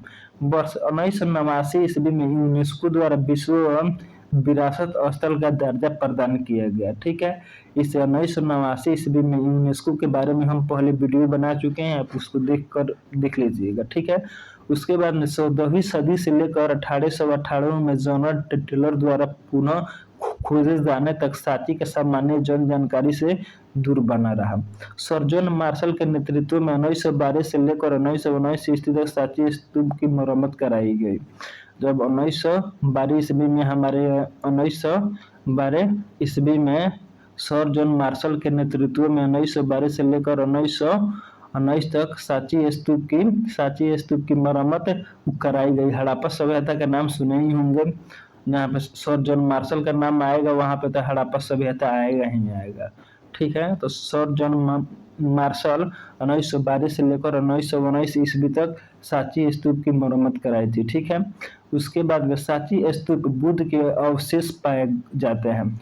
जो सांची स्तूप है उसमें बुद्ध के अवशेष पाए जाते हैं। ठीक है, अब क्या कहता है, सम्राट अशोक ने बौद्ध धर्म अपनाने के बाद में सबसे पहले जिस स्तूप का निर्माण करवाया वह सांची का स्तूप ही था।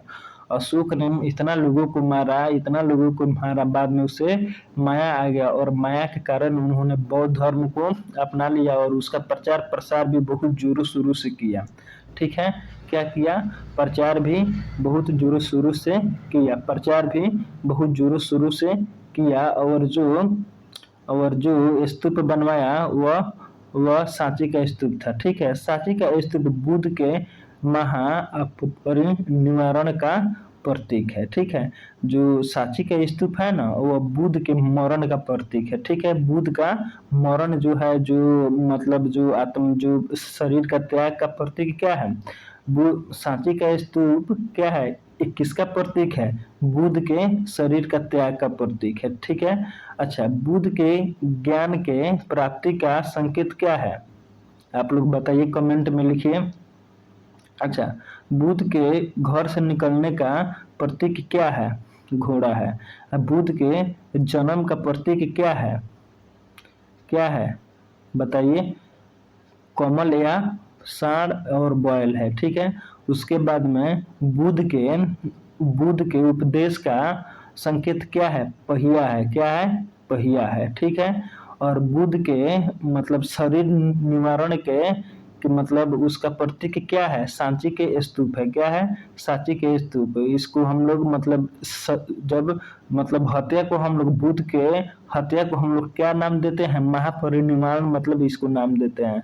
और बुद्ध के घर से निकलने से घर त्याग को क्या कहते हैं, महाभिनिर्वाण कहते हैं। ठीक है, उसके बाद में अब आइए 16 नंबर। 16 नंबर क्या कहता है, भारत के किस क्षेत्र से बौद्ध धर्म तिब्बत पहुंचा। भारत के किस क्षेत्र से, भारत के किस क्षेत्र से बौद्ध धर्म तिब्बत पहुंचा। ठीक है, भारत के किस क्षेत्र से बौद्ध धर्म तिब्बत पहुंचा, तो लद्दाख के क्षेत्र से। आपको याद रखना होगा लद्दाख के क्षेत्र से। अब आइए हम इसका क्या देख ले, एमसीक्यू देख ले। ठीक है, एमसीक्यू देख ले। लद्दाख क्षेत्र से बौद्ध धर्म तिब्बत पहुंचा। ठीक है, लद्दाख क्षेत्र से बौद्ध धर्म तिब्बत पहुंचा और इसका महत्वपूर्ण तथ्य। ठीक है, बौद्ध धर्म के संस्थापक गौतम बुद्ध थे। गौतम बुद्ध को एशिया का ज्योतिष पुंज कहा जाता है, जो हम आपको बता चुके हैं। ठीक है, गौतम बुद्ध का जन्म शाक्य गणराज्य के तत्कालीन राजा कपिलवस्तु के निकट लुम्बिनी नेपाल में हुआ था। ठीक है, उसके बाद में इनके पिता का नाम सुदोधन शाक्य गण के मुखिया थे, ये भी आपको बता चुके हैं। सिद्धार्थ की सौतेली माँ प्रजापति गौतम ने उनको पाला, क्योंकि सिद्धार्थ के जन्म के 7 दिन बाद ही उनकी माँ माया देवी की देहांत हो गया। ठीक है, उसके बाद में इनके बचपन का नाम था, इनके बचपन का नाम क्या था, इनके बचपन का नाम था सिद्धार्थ नाम था। क्या नाम था, सिद्धार्थ नाम था। ठीक है, उसके बाद में सिद्धार्थ का 16 साल के उम्र में दंड पानी शाक्य की कन्या यशोधरा के साथ में इनका क्या हो गया, विवाह हो गया। क्या हुआ, विवाह हुआ। क्या हुआ, विवाह हुआ। अब देखिए, गुजरात शहर के में आपको ऊपरकोट बौद्ध गुफाएं मिलेंगी। उसके बाद में भावनगर में, वाडूरा में, वर्ली में, जूनागढ़ में ही इनका कथी मिलेगा, इनका गुफाएं मिलेगी। अब सरदार वल्लभ भाई पटेल को याद कीजिए, जो जूनागढ़ को मिलाए थे, जो एक प्रांत था वो लाते जूते करके मिलाए थे जूनागढ़ को, आप लोग याद कीजिए। ठीक है, जूनागढ़ को, वहीं पे इनका बौद्ध गुफाएं मिलेंगी। ठीक है, उसके बाद में आइए थोड़ा हम इसका एमसीक्यू देख लें।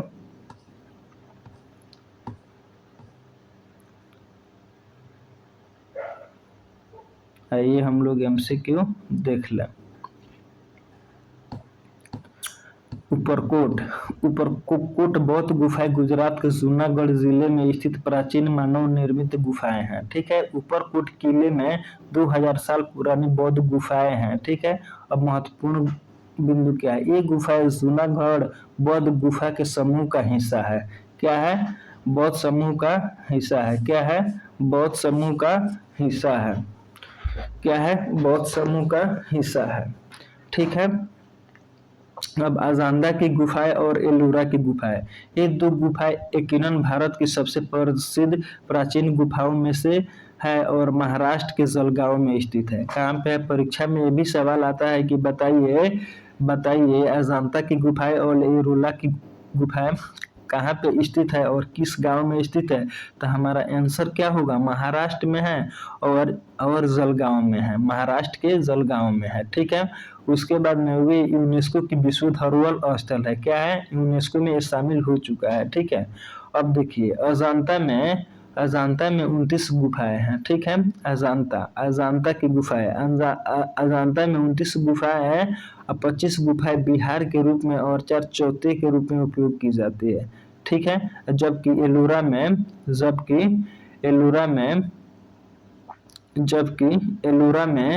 34 गुफाएं शामिल है। ठीक है, अब आपसे परीक्षा में पूछेगा कि बताइए अजांता में कितनी गुफाएं हैं, तो 29 गुफाएं हैं और एलोरा में कितनी गुफाएं हैं, तो 34 गुफाएं हैं। कहाँ पे स्थित है, महाराष्ट्र में स्थित है। ठीक है, अच्छा, उसके बाद में एलोरा की गुफाओं में स्थित कैलाशनाथ मंदिर भारत का सबसे बड़ा गुफा मंदिर है। जो एलिफेंटा की गुफाएं, जो जिसे एलिफेंटा की गुफाएं भी कहा जाता है। एलोरा की गुफाओं को क्या कहते हैं? एलिफेंटा की गुफा भी कहते हैं। ठीक है। और ये कैलाशनाथ, इस गुफाओं में, एलोरा की गुफाओं में कैलाशनाथ मंदिर भारत का सबसे बड़ा गुफा है। क्या है? सबसे बड़ा गुफा है। क्या है? सबसे बड़ा गुफा है। जो एलोरा की गुफा है वो भारत की सबसे बड़ा मंदिर है। ठीक है। मंदिर कैलाशनाथ मंदिर इसी में स्थित है। ठीक है। इसी गुफा में, एलिफेंटा की गुफा इसी में है। ठीक है। मुंबई से केवल 7 किलोमीटर दूर स्थित है। जो मतलब ये जो कैलाशनाथ मंदिर है, जो एलिफेंटा एलोरा की अजंता की गुफाएं हैं, वह मुंबई से 10 किलोमीटर दूर ही है। ठीक है। यह यूनेस्को की विश्व धरोहर स्थल में और भगवान शिव को समर्पित है। यह यूनेस्को में भी क्या हो गया है? समर्पित हो गया है। ठीक है। अब आइए 18 नंबर क्या कहता है। 18 नंबर कहता है, जुआन जांग के अनुसार नालंदा बौद्ध मठ के नए पर्यटकों से वो कठिन प्रश्न पूछते हैं जिनका उत्तर बताना बहुत कठिन था। तो इसका आंसर होगा द्वारपाल।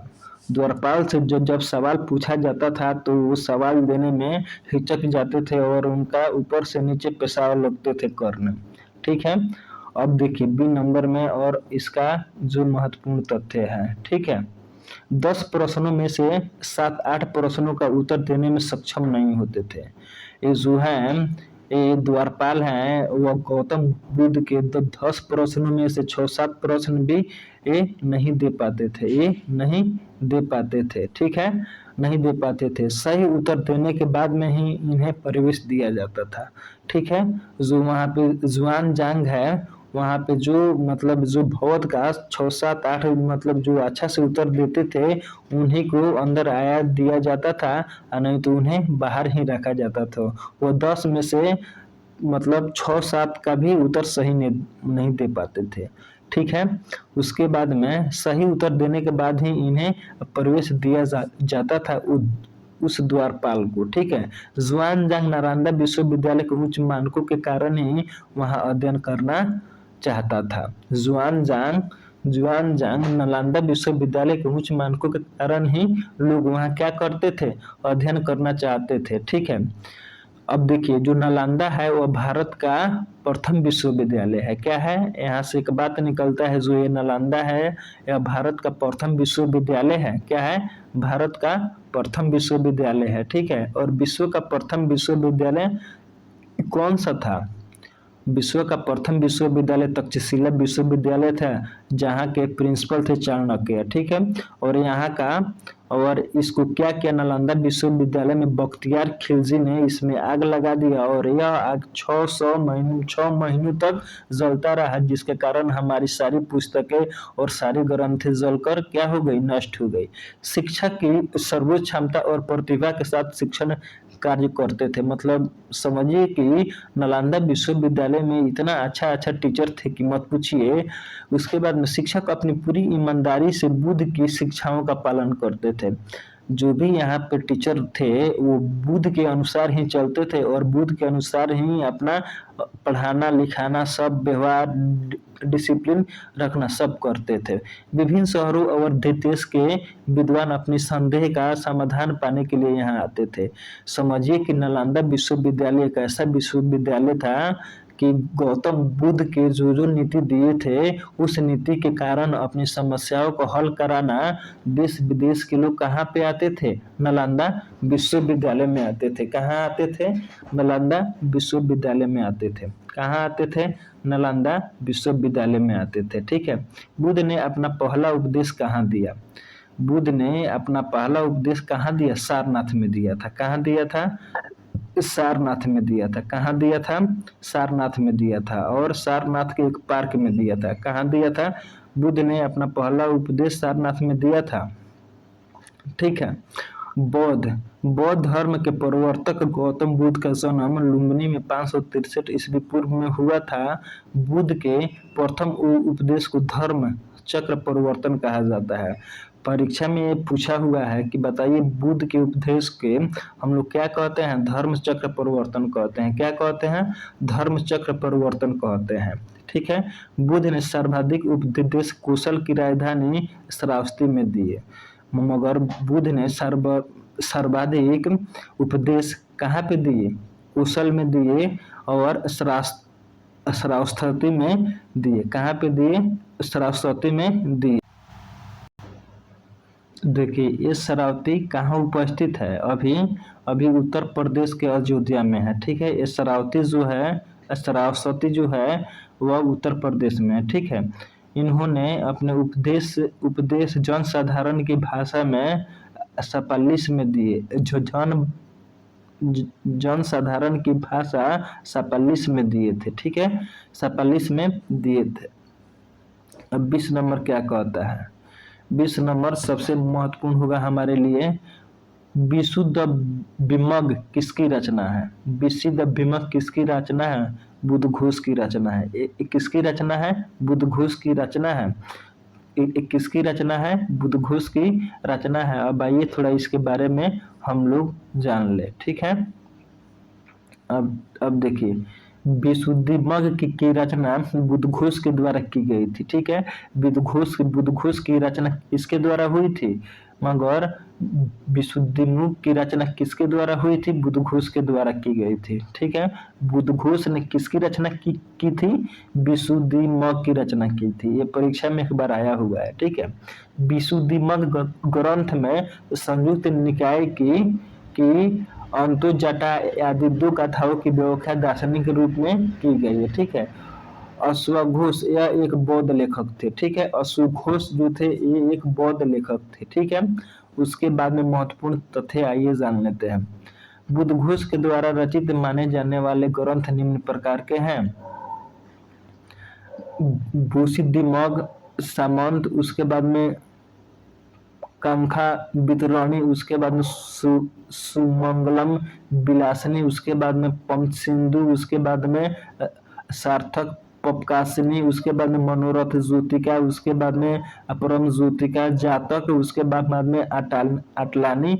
यह किसके द्वारा लिखा गया है? बुद्ध घोष के द्वारा लिखा गया है, ठीक है। लेकिन अशोक घोष के द्वारा मात्र 3 ही लिखा गया है, तो हम लोग इसको याद रख लेंगे। तो यह हमारा सब आ जाएगा, इसमें बुद्ध घोष में आ जाएगा, ठीक है। तो अश्व घोष सौदरानंद, ठीक है। उसके बाद में बुद्ध चरित्र की रचना अश्व घोष ने किया था। किसने किया था? अश्व घोष ने किया था। उसके बाद में सारीपुत्र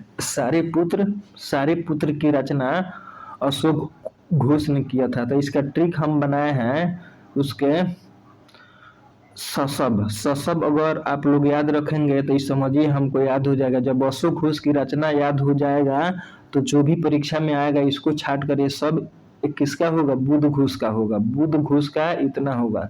एक किसका होगा? इतना बुद्ध घोष का होगा। एक किसका होगा? इतना बुद्ध घोष का होगा, ठीक है।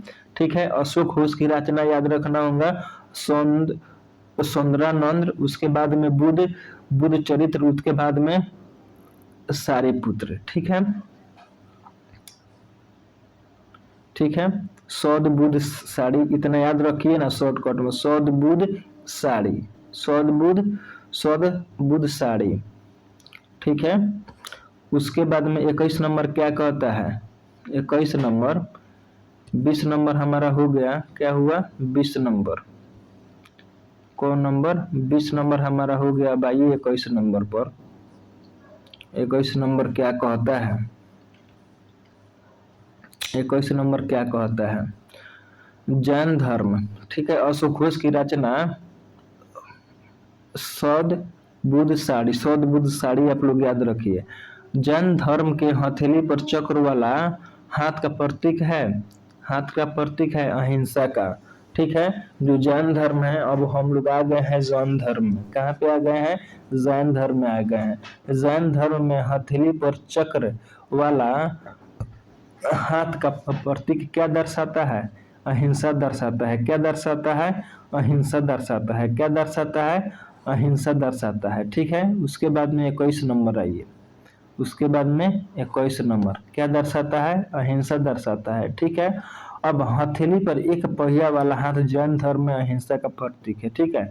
अगर हथेली पर एक पहिया वाला हाथ, हथेली पर एक पहिया वाला हाथ, पहिया जो है वो उपदेश का क्या है, उपदेश का संकेत है, लेकिन जब हथेली पर आ जाएगा तो वह जैन धर्म में अहिंसा का प्रतीक है। जब बौद्ध धर्म में पहिया जो है वो उपदेश का प्रतीक है, लेकिन जब हाथ में आ जाएगा तो जैन धर्म का अहिंसा का प्रतीक है। आप लोग याद रखिएगा, ठीक है। जैन धर्म के प्रतीक जैन दर्शन पर आधारित है, ठीक है। जैन धर्म का प्रतीक जैन दर्शन पर ही आधारित है। पहिया धर्म चक्र का प्रतिनिधित्व करता है, जो अहिंसा के अथक खोज के माध्यम से संसार के पड़ाव को हल करने के लिए खड़ा है। देखिए, हम लोग अहिंसा के माध्यम से हम लोग दुनिया के सर्वोच्च शिखर को पा सकते हैं, ठीक है। यह महत्वपूर्ण है कि एक प्रतीक का उपयोग उसके मूल्य और अर्थ के संरक्षित करने के लिए एक ही प्रारूप में लगातार किया जाता है, ठीक है। उसके बाद में क्या कहता है, उसके बाद में यह प्रतीक लगभग सभी जैन प्रतीकाओं में शादी के कार्डों पर, जैन त्योहारों कार्डों पर, निम्नलिखित और पत्रिकाओं में जैन धर्म के समाज से संबंधित घटनाओं के लिंक के साथ प्रयोग किया जाता है, ठीक है। अब आइए देखते हैं ऐतिहासिक पहलू क्या है।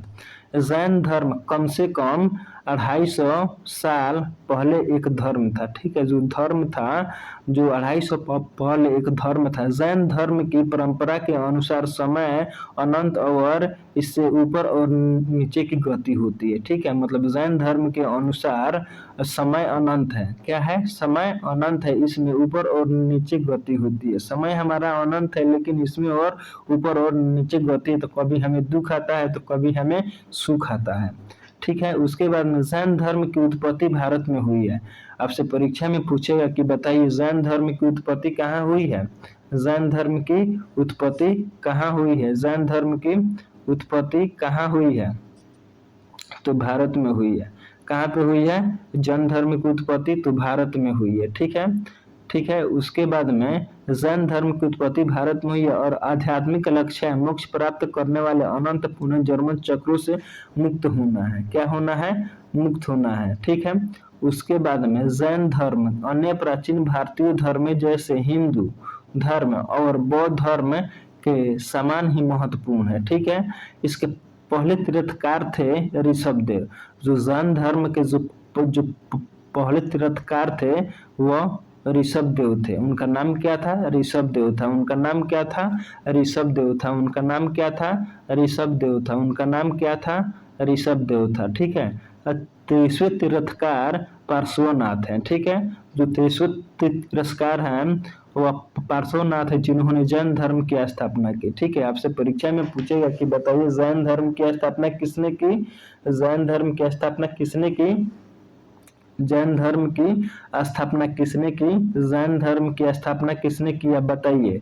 तो पार्श्वनाथ ने की, ठीक है। वे जैन धर्म के 23वें तीर्थकार थे, ठीक है। इस संसार के ताने बाने से आत्मा के मुक्त करने की युक्ति के बारे में दिखाने के लिए तीर्थकार एक के बाद एक प्रकट हुए। जो इसमें तीर्थकार थे वो जैन धर्म के प्रचार के लिए एक के बाद एक प्रकट हुए। जैन धर्म का सिद्धांत बौद्ध धर्म के सिद्धांत से क्या है? पुराना है। क्या है? पुराना है। क्या है? पुराना है। क्या है? पुराना है, ठीक है। पुराना है, ठीक है। उसके बाद में बुद्ध और महावीर समकालीन थे। क्या थे? समकालीन थे। जैन शब्द का अर्थ होता है जिन विजेता का अनुयायी, मतलब जिनों पर अपने जीनों पर नियंत्रण कर लेना जैन ही होता है, ठीक है। उसके बाद में होता है जैन धर्म। क्या होता है? जैन धर्म। जैन धर्म समय की एक अवधारणा है जिसमें 6 काला शामिल है। कितने काला शामिल है? 6 काला। माना जाता है कि सभी तीर्थकारों का एक ही सिद्धांत पढ़ाया गया है। जितने भी जैन धर्म के तीर्थकार थे सबको एक ही प्रकार की चीज को पढ़ाया या सिखाया गया, ठीक है।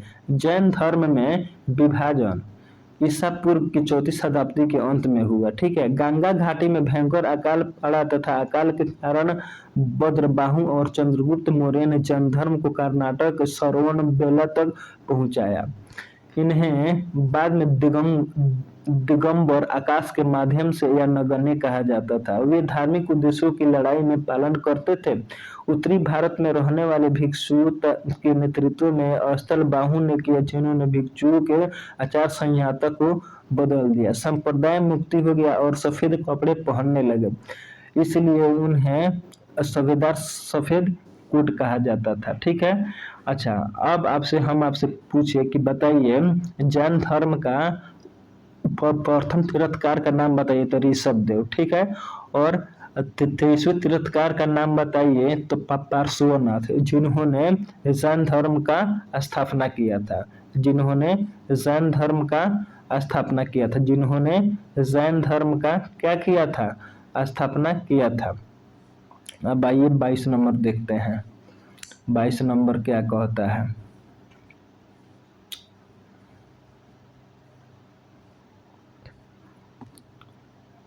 22 नंबर कहता है, भगवान महावीर ने मोक्ष कहाँ प्राप्ति हुई? भगवान महावीर को मोक्ष की कहाँ प्राप्ति हुई? पावापुरी में हुई। कहाँ पे हुई? पावापुरी में हुई। कहाँ पे हुई? पावापुरी में हुई। कहाँ पे हुई? पावापुरी में हुई। अब आइए हम जानते हैं पावापुरी के बारे में। ठीक है। अब आइए हम जानते हैं पावापुरी के बारे में। अब देखिए, 30 वर्षों तक उपदेश देने के बाद में 468 ईस्वी 72 वर्ष की आयु में महावीर स्वामी ने राजगिरी के पास मल्ला राज श्री पावापति महल के निर्माण प्राप्त किया। ठीक है। निर्माण प्राप्त किया। क्या किया? निर्माण प्राप्त किया, अर्थात उन्होंने मोक्ष को प्राप्त किया।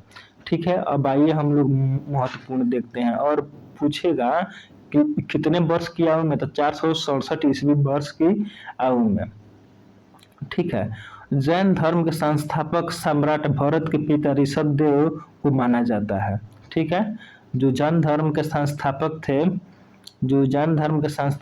उन्हें सम्राट भरत के पिता ऋषभ देव को माना जाता है। अब पार्श्वों के अनुयायियों को निर्ग्रंथ कहा जाता है। ठीक है। महावीर स्वामी जैन धर्म के 24वें तीर्थकार थे। ठीक है। उसके बाद में 24वें तीर्थकार थे। ठीक है।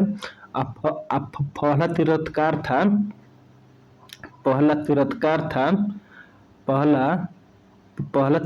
था,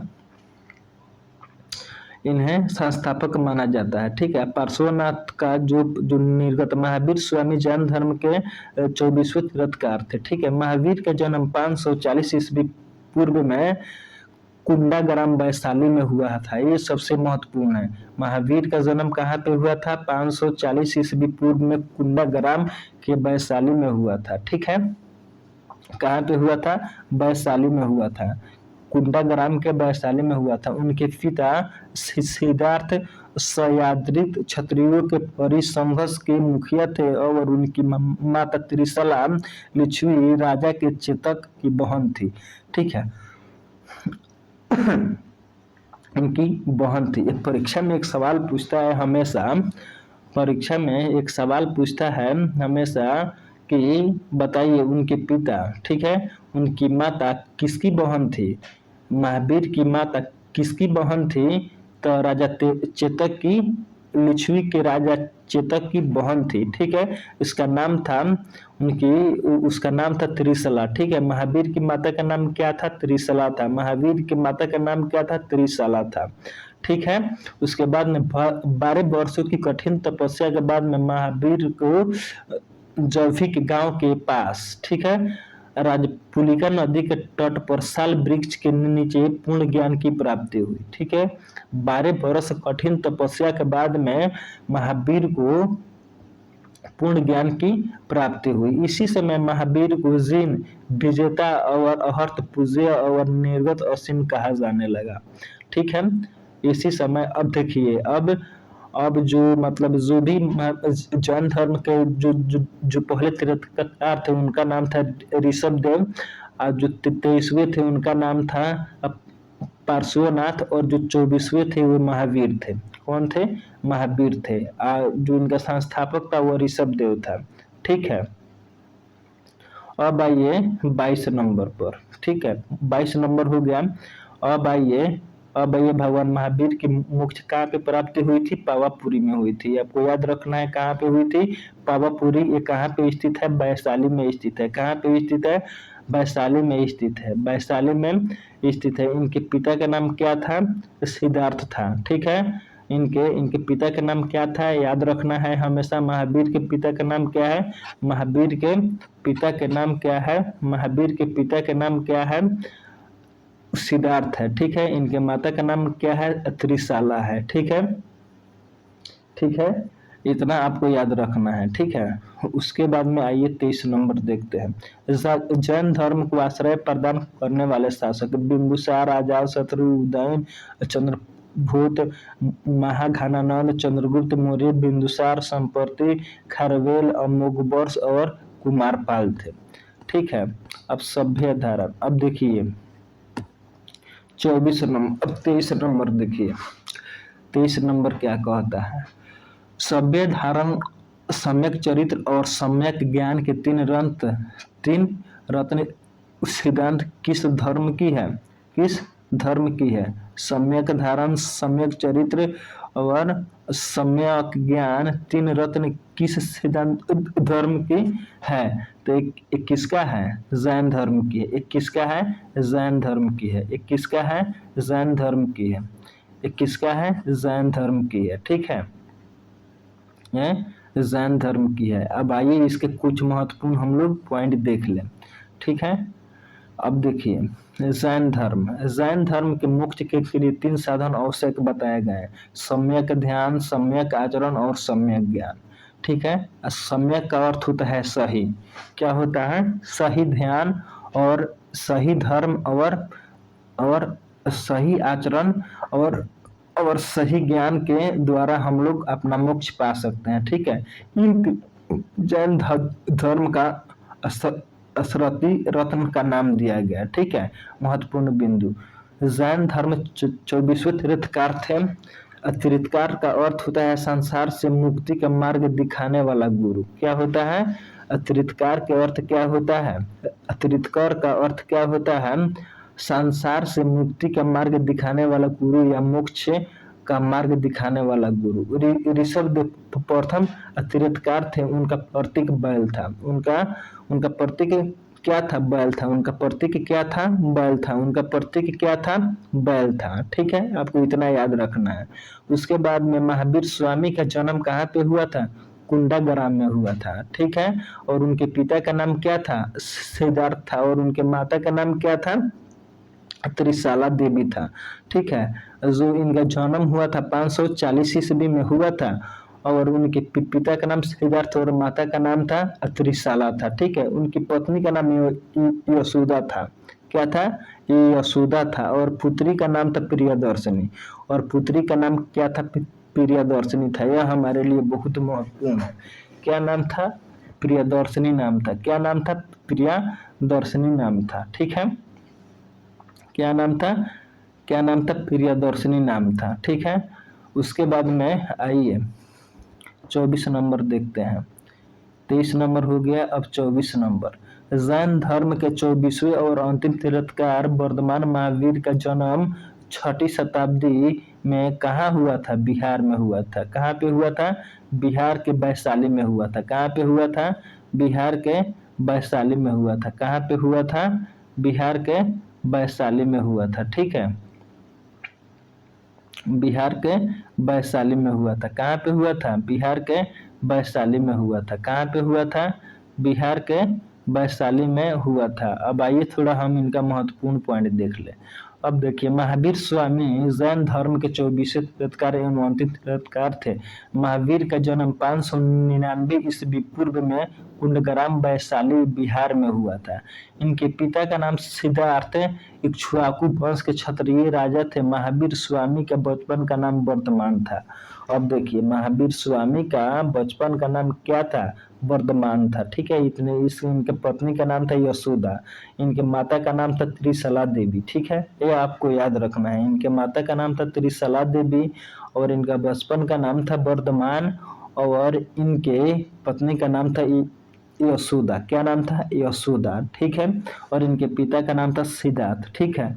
महत्वपूर्ण तथ्य, 12 वर्ष के कठोर तपस्या के अवस्था में महावीर को जफीग्राम के समीप ऋजु पालिका नदी के तट पर एक एक साल वृक्ष के नीचे वैकल्य प्राप्त हुआ, मतलब इनको ज्ञान प्राप्त हुआ।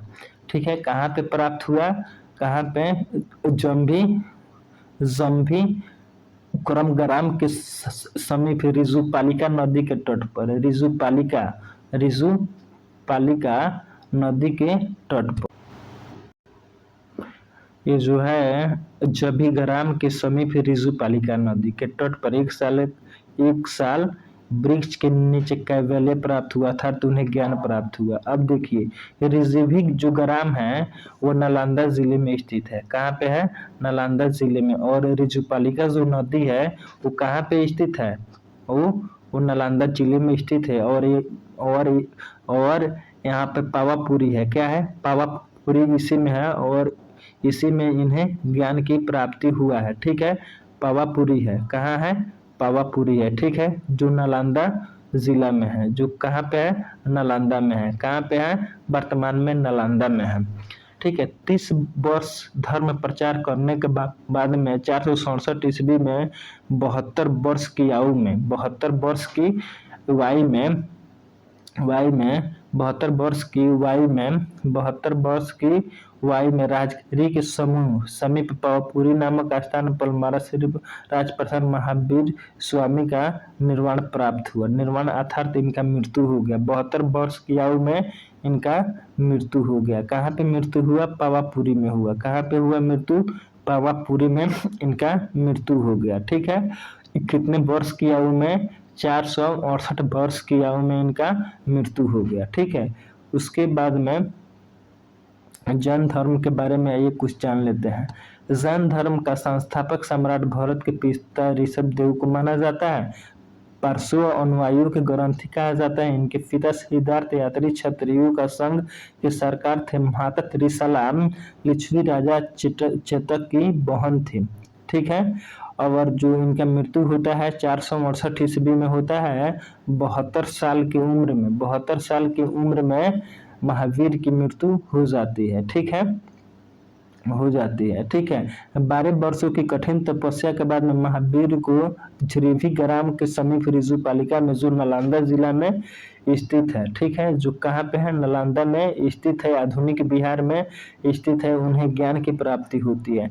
नदी के तट पर एक साल वृक्ष के नीचे संपूर्ण ज्ञान बुद्ध को प्राप्त हुआ। इसी समय महावीर जिन विजेता एवं निर्गत का क्या किए, अंधहीन किए। जैन धर्म को आश्रय लेने वाला, ठीक है, जो जैन धर्म थे, जो आश्रय लेने वाला, ये सब जो भी थे वो सब आश्रय लिए थे। भयभीत करने वाले तथ्य। सामवेद शिखर, यहाँ पार्श्वनाथ ने अपना शरीर त्यागा था। ठीक है, पावापुरी, यहाँ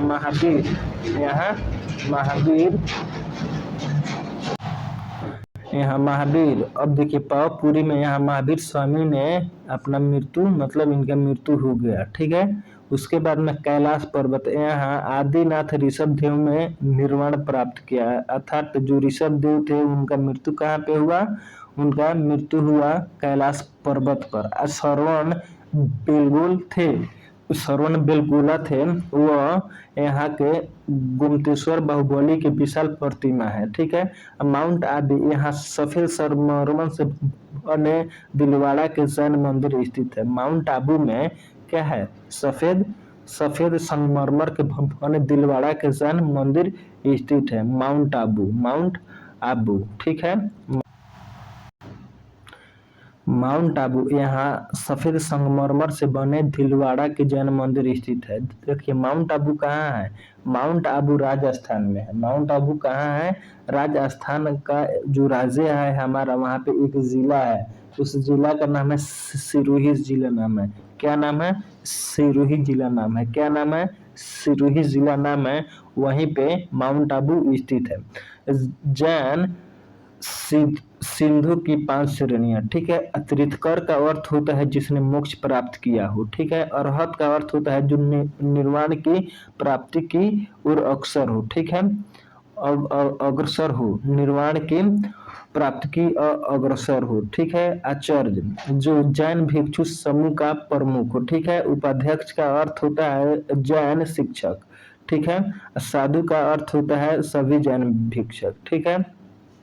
मोक्ष का प्राप्त क्या होता है, मोक्ष प्राप्त किया हो। अहरत, जो निर्वाण की प्राप्ति की उग्र अग्रसर हो, क्या हो, अग्रसर हो, क्या हो, अग्रसर। अब देखिए यहाँ पे आया है मोक्ष प्राप्त किया हो। मोक्ष का अर्थ होता है कि वह उसका मृत्यु हो गया हो और अपने उसको बहुत ज्यादा मतलब भगवान की ओर से भगवान में लीन होकर उसका मृत्यु हो गया हो। निर्वाण का अर्थ होता है कि वह मोक्ष की ओर अग्रसर हो और उसका मृत्यु होने वाला है। क्या होने वाला है, मृत्यु होने वाला है, ठीक है। उसके बाद में आइए हम लोग 25 नंबर देखते हैं। 25 नंबर क्या कहता है। कश्मीर में चतुर्थ बौद्ध परिषद का आयोजन निम्नलिखित में किसके द्वारा किया गया था, ठीक है। किसके द्वारा, तो कनिष्क के द्वारा किया गया था। किसके द्वारा, कनिष्क के द्वारा किया गया था। अब देखिए चतुर्थ बौद्ध परिषद कश्मीर के कुंडल वन में प्रथम ईस्वी में आयोजित हुई थी, ठीक है।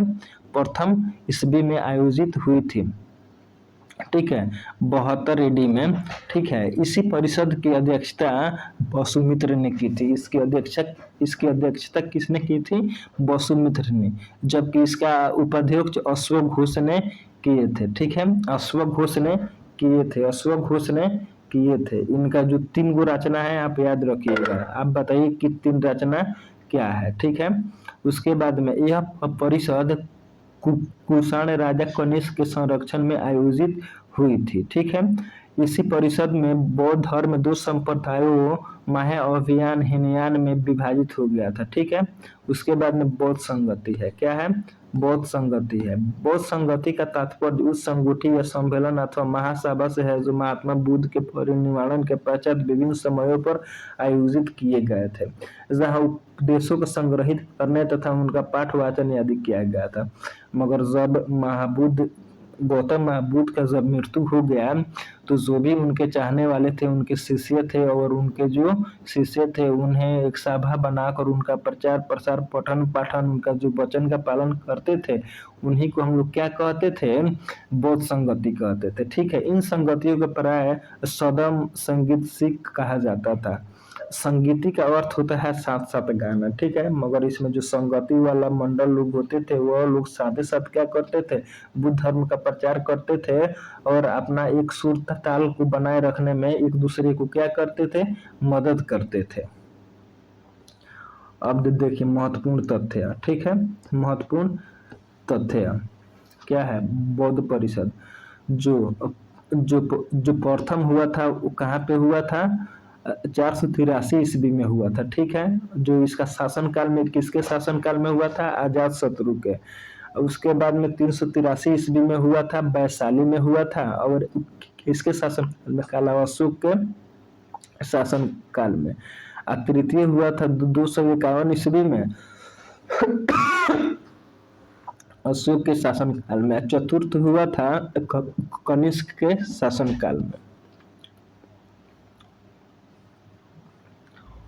अब देखिए 26 नंबर,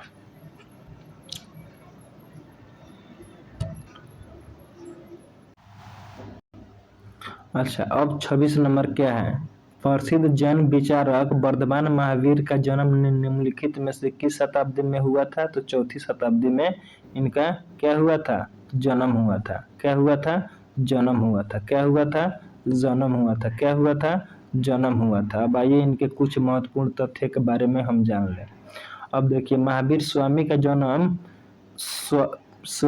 महावीर स्वामी का जन्म 6ठी शताब्दी ईसा पूर्व की शुरुआत में वैशाली के निकट कुंडूग्राम में 540 ईस्वी में हुआ था, ठीक है। इनके पिता का नाम था सिद्धार्थ जो क्षत्रिय वंश के वैताली थे। इनके माता का नाम था प्रियदर्शनी, ठीक है। और इनके जो लिच्छवी राजकुमारी थी महावीर स्वामी की पत्नी का नाम था यशोधरा, ठीक है। उसके बाद में महावीर 6ठे शताब्दी में होता है, ठीक है। चौथे शताब्दी में नहीं, छठे शताब्दी में, 540 ईस्वी में, ठीक है। उसके बाद में महत्वपूर्ण तथ्य, बिहार में जैन धर्म, बिहार में जैन धर्म, जैन धर्म के संस्थापक ऋषभ देव को माना जाता है, जो कि पहले जैन के तीर्थकार थे। जैन धर्म में कुल 24 तीर्थकार हुए। बिहार में जैन धर्म का उदय 6ठी शताब्दी ईस्वी में हुआ, ठीक है।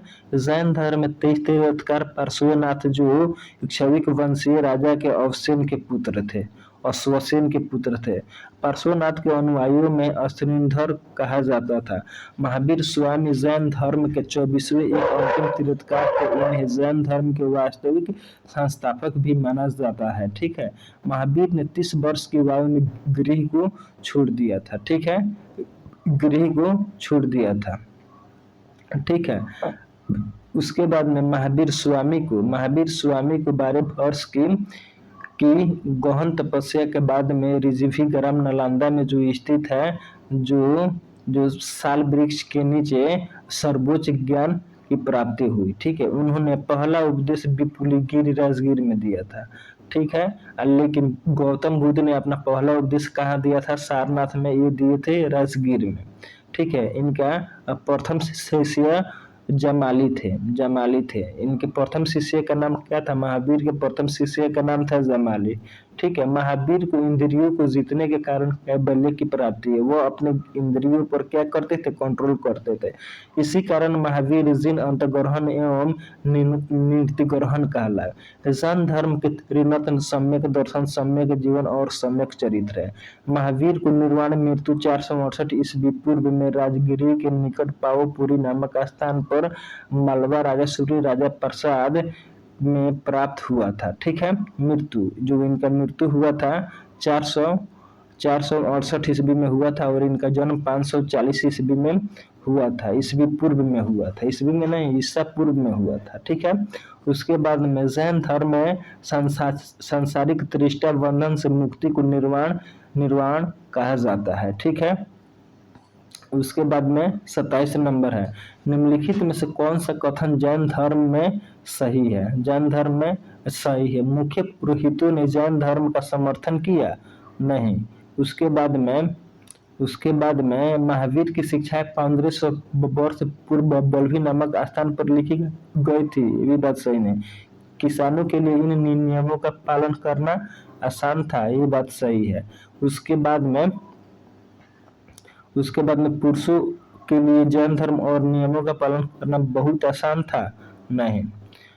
आइए इसका अन्य तथ्य देखते हैं। अब देखिए, जैनों के 24वें और अंतिम तीर्थकार वर्धमान महावीर का जन्म 599 ईस्वी पूर्व में हुआ था, ठीक है। आखिर 90 में हुआ था, 599 ईस्वी पूर्व में हुआ था। उनकी शिक्षाओं उनके अनुयायियों द्वारा 500 ईस्वी तक मौखिक रूप में फैलाया गया था। उन्हें गुजरात में बल्लभी नामक स्थान पर लिखा गया था, ठीक है। गुजरात में बल्लभी नामक स्थान पर लिखा गया था। महावीर के अनुयायी, जिन्होंने जैन के रूप में जाना जाता था, बहुत सादा जीवन व्यतीत करना पड़ता था।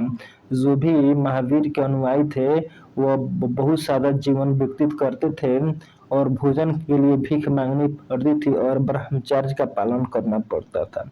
हालांकि जैन धर्म के इन कठोर नियमों का पालन करना अधिकांश पुरुषों और महिलाओं के लिए बहुत कठिन था, मगर जैन धर्म का पालन करना पुरुष और महिलाओं के लिए बहुत ही कठिन था। उदाहरण के लिए, जिन किसानों को अपनी फसलों की रक्षा के लिए कीड़ों को मारना पड़ता था, उन्हें अहिंसा के नियमों का पालन करना अधिक कठिन लगता था, ठीक है। अहिंसा का अधिक पालन करना बहुत कठिन है। जैन धर्म मुख्य रूप से व्यापारियों द्वारा संवर्धित था, क्योंकि यह उनकी सोच और जीवन शैली के साथ तालमेल में बिठाता था। जैन धर्म कर्म कांड के विरुद्ध था, इसीलिए उन्हें ब्राह्मणों का समर्थक नहीं था। जो भी जैन धर्म थे, वो भी मतलब शादी विवाह में इधर से उधर हाला हुड़दंग, वो लोग ब्राह्मणों को नहीं मानते थे, ठीक है। उसके बाद में अगला क्या है? अगला 28 नंबर क्या कहता है? जीवन कष्टों और दुखों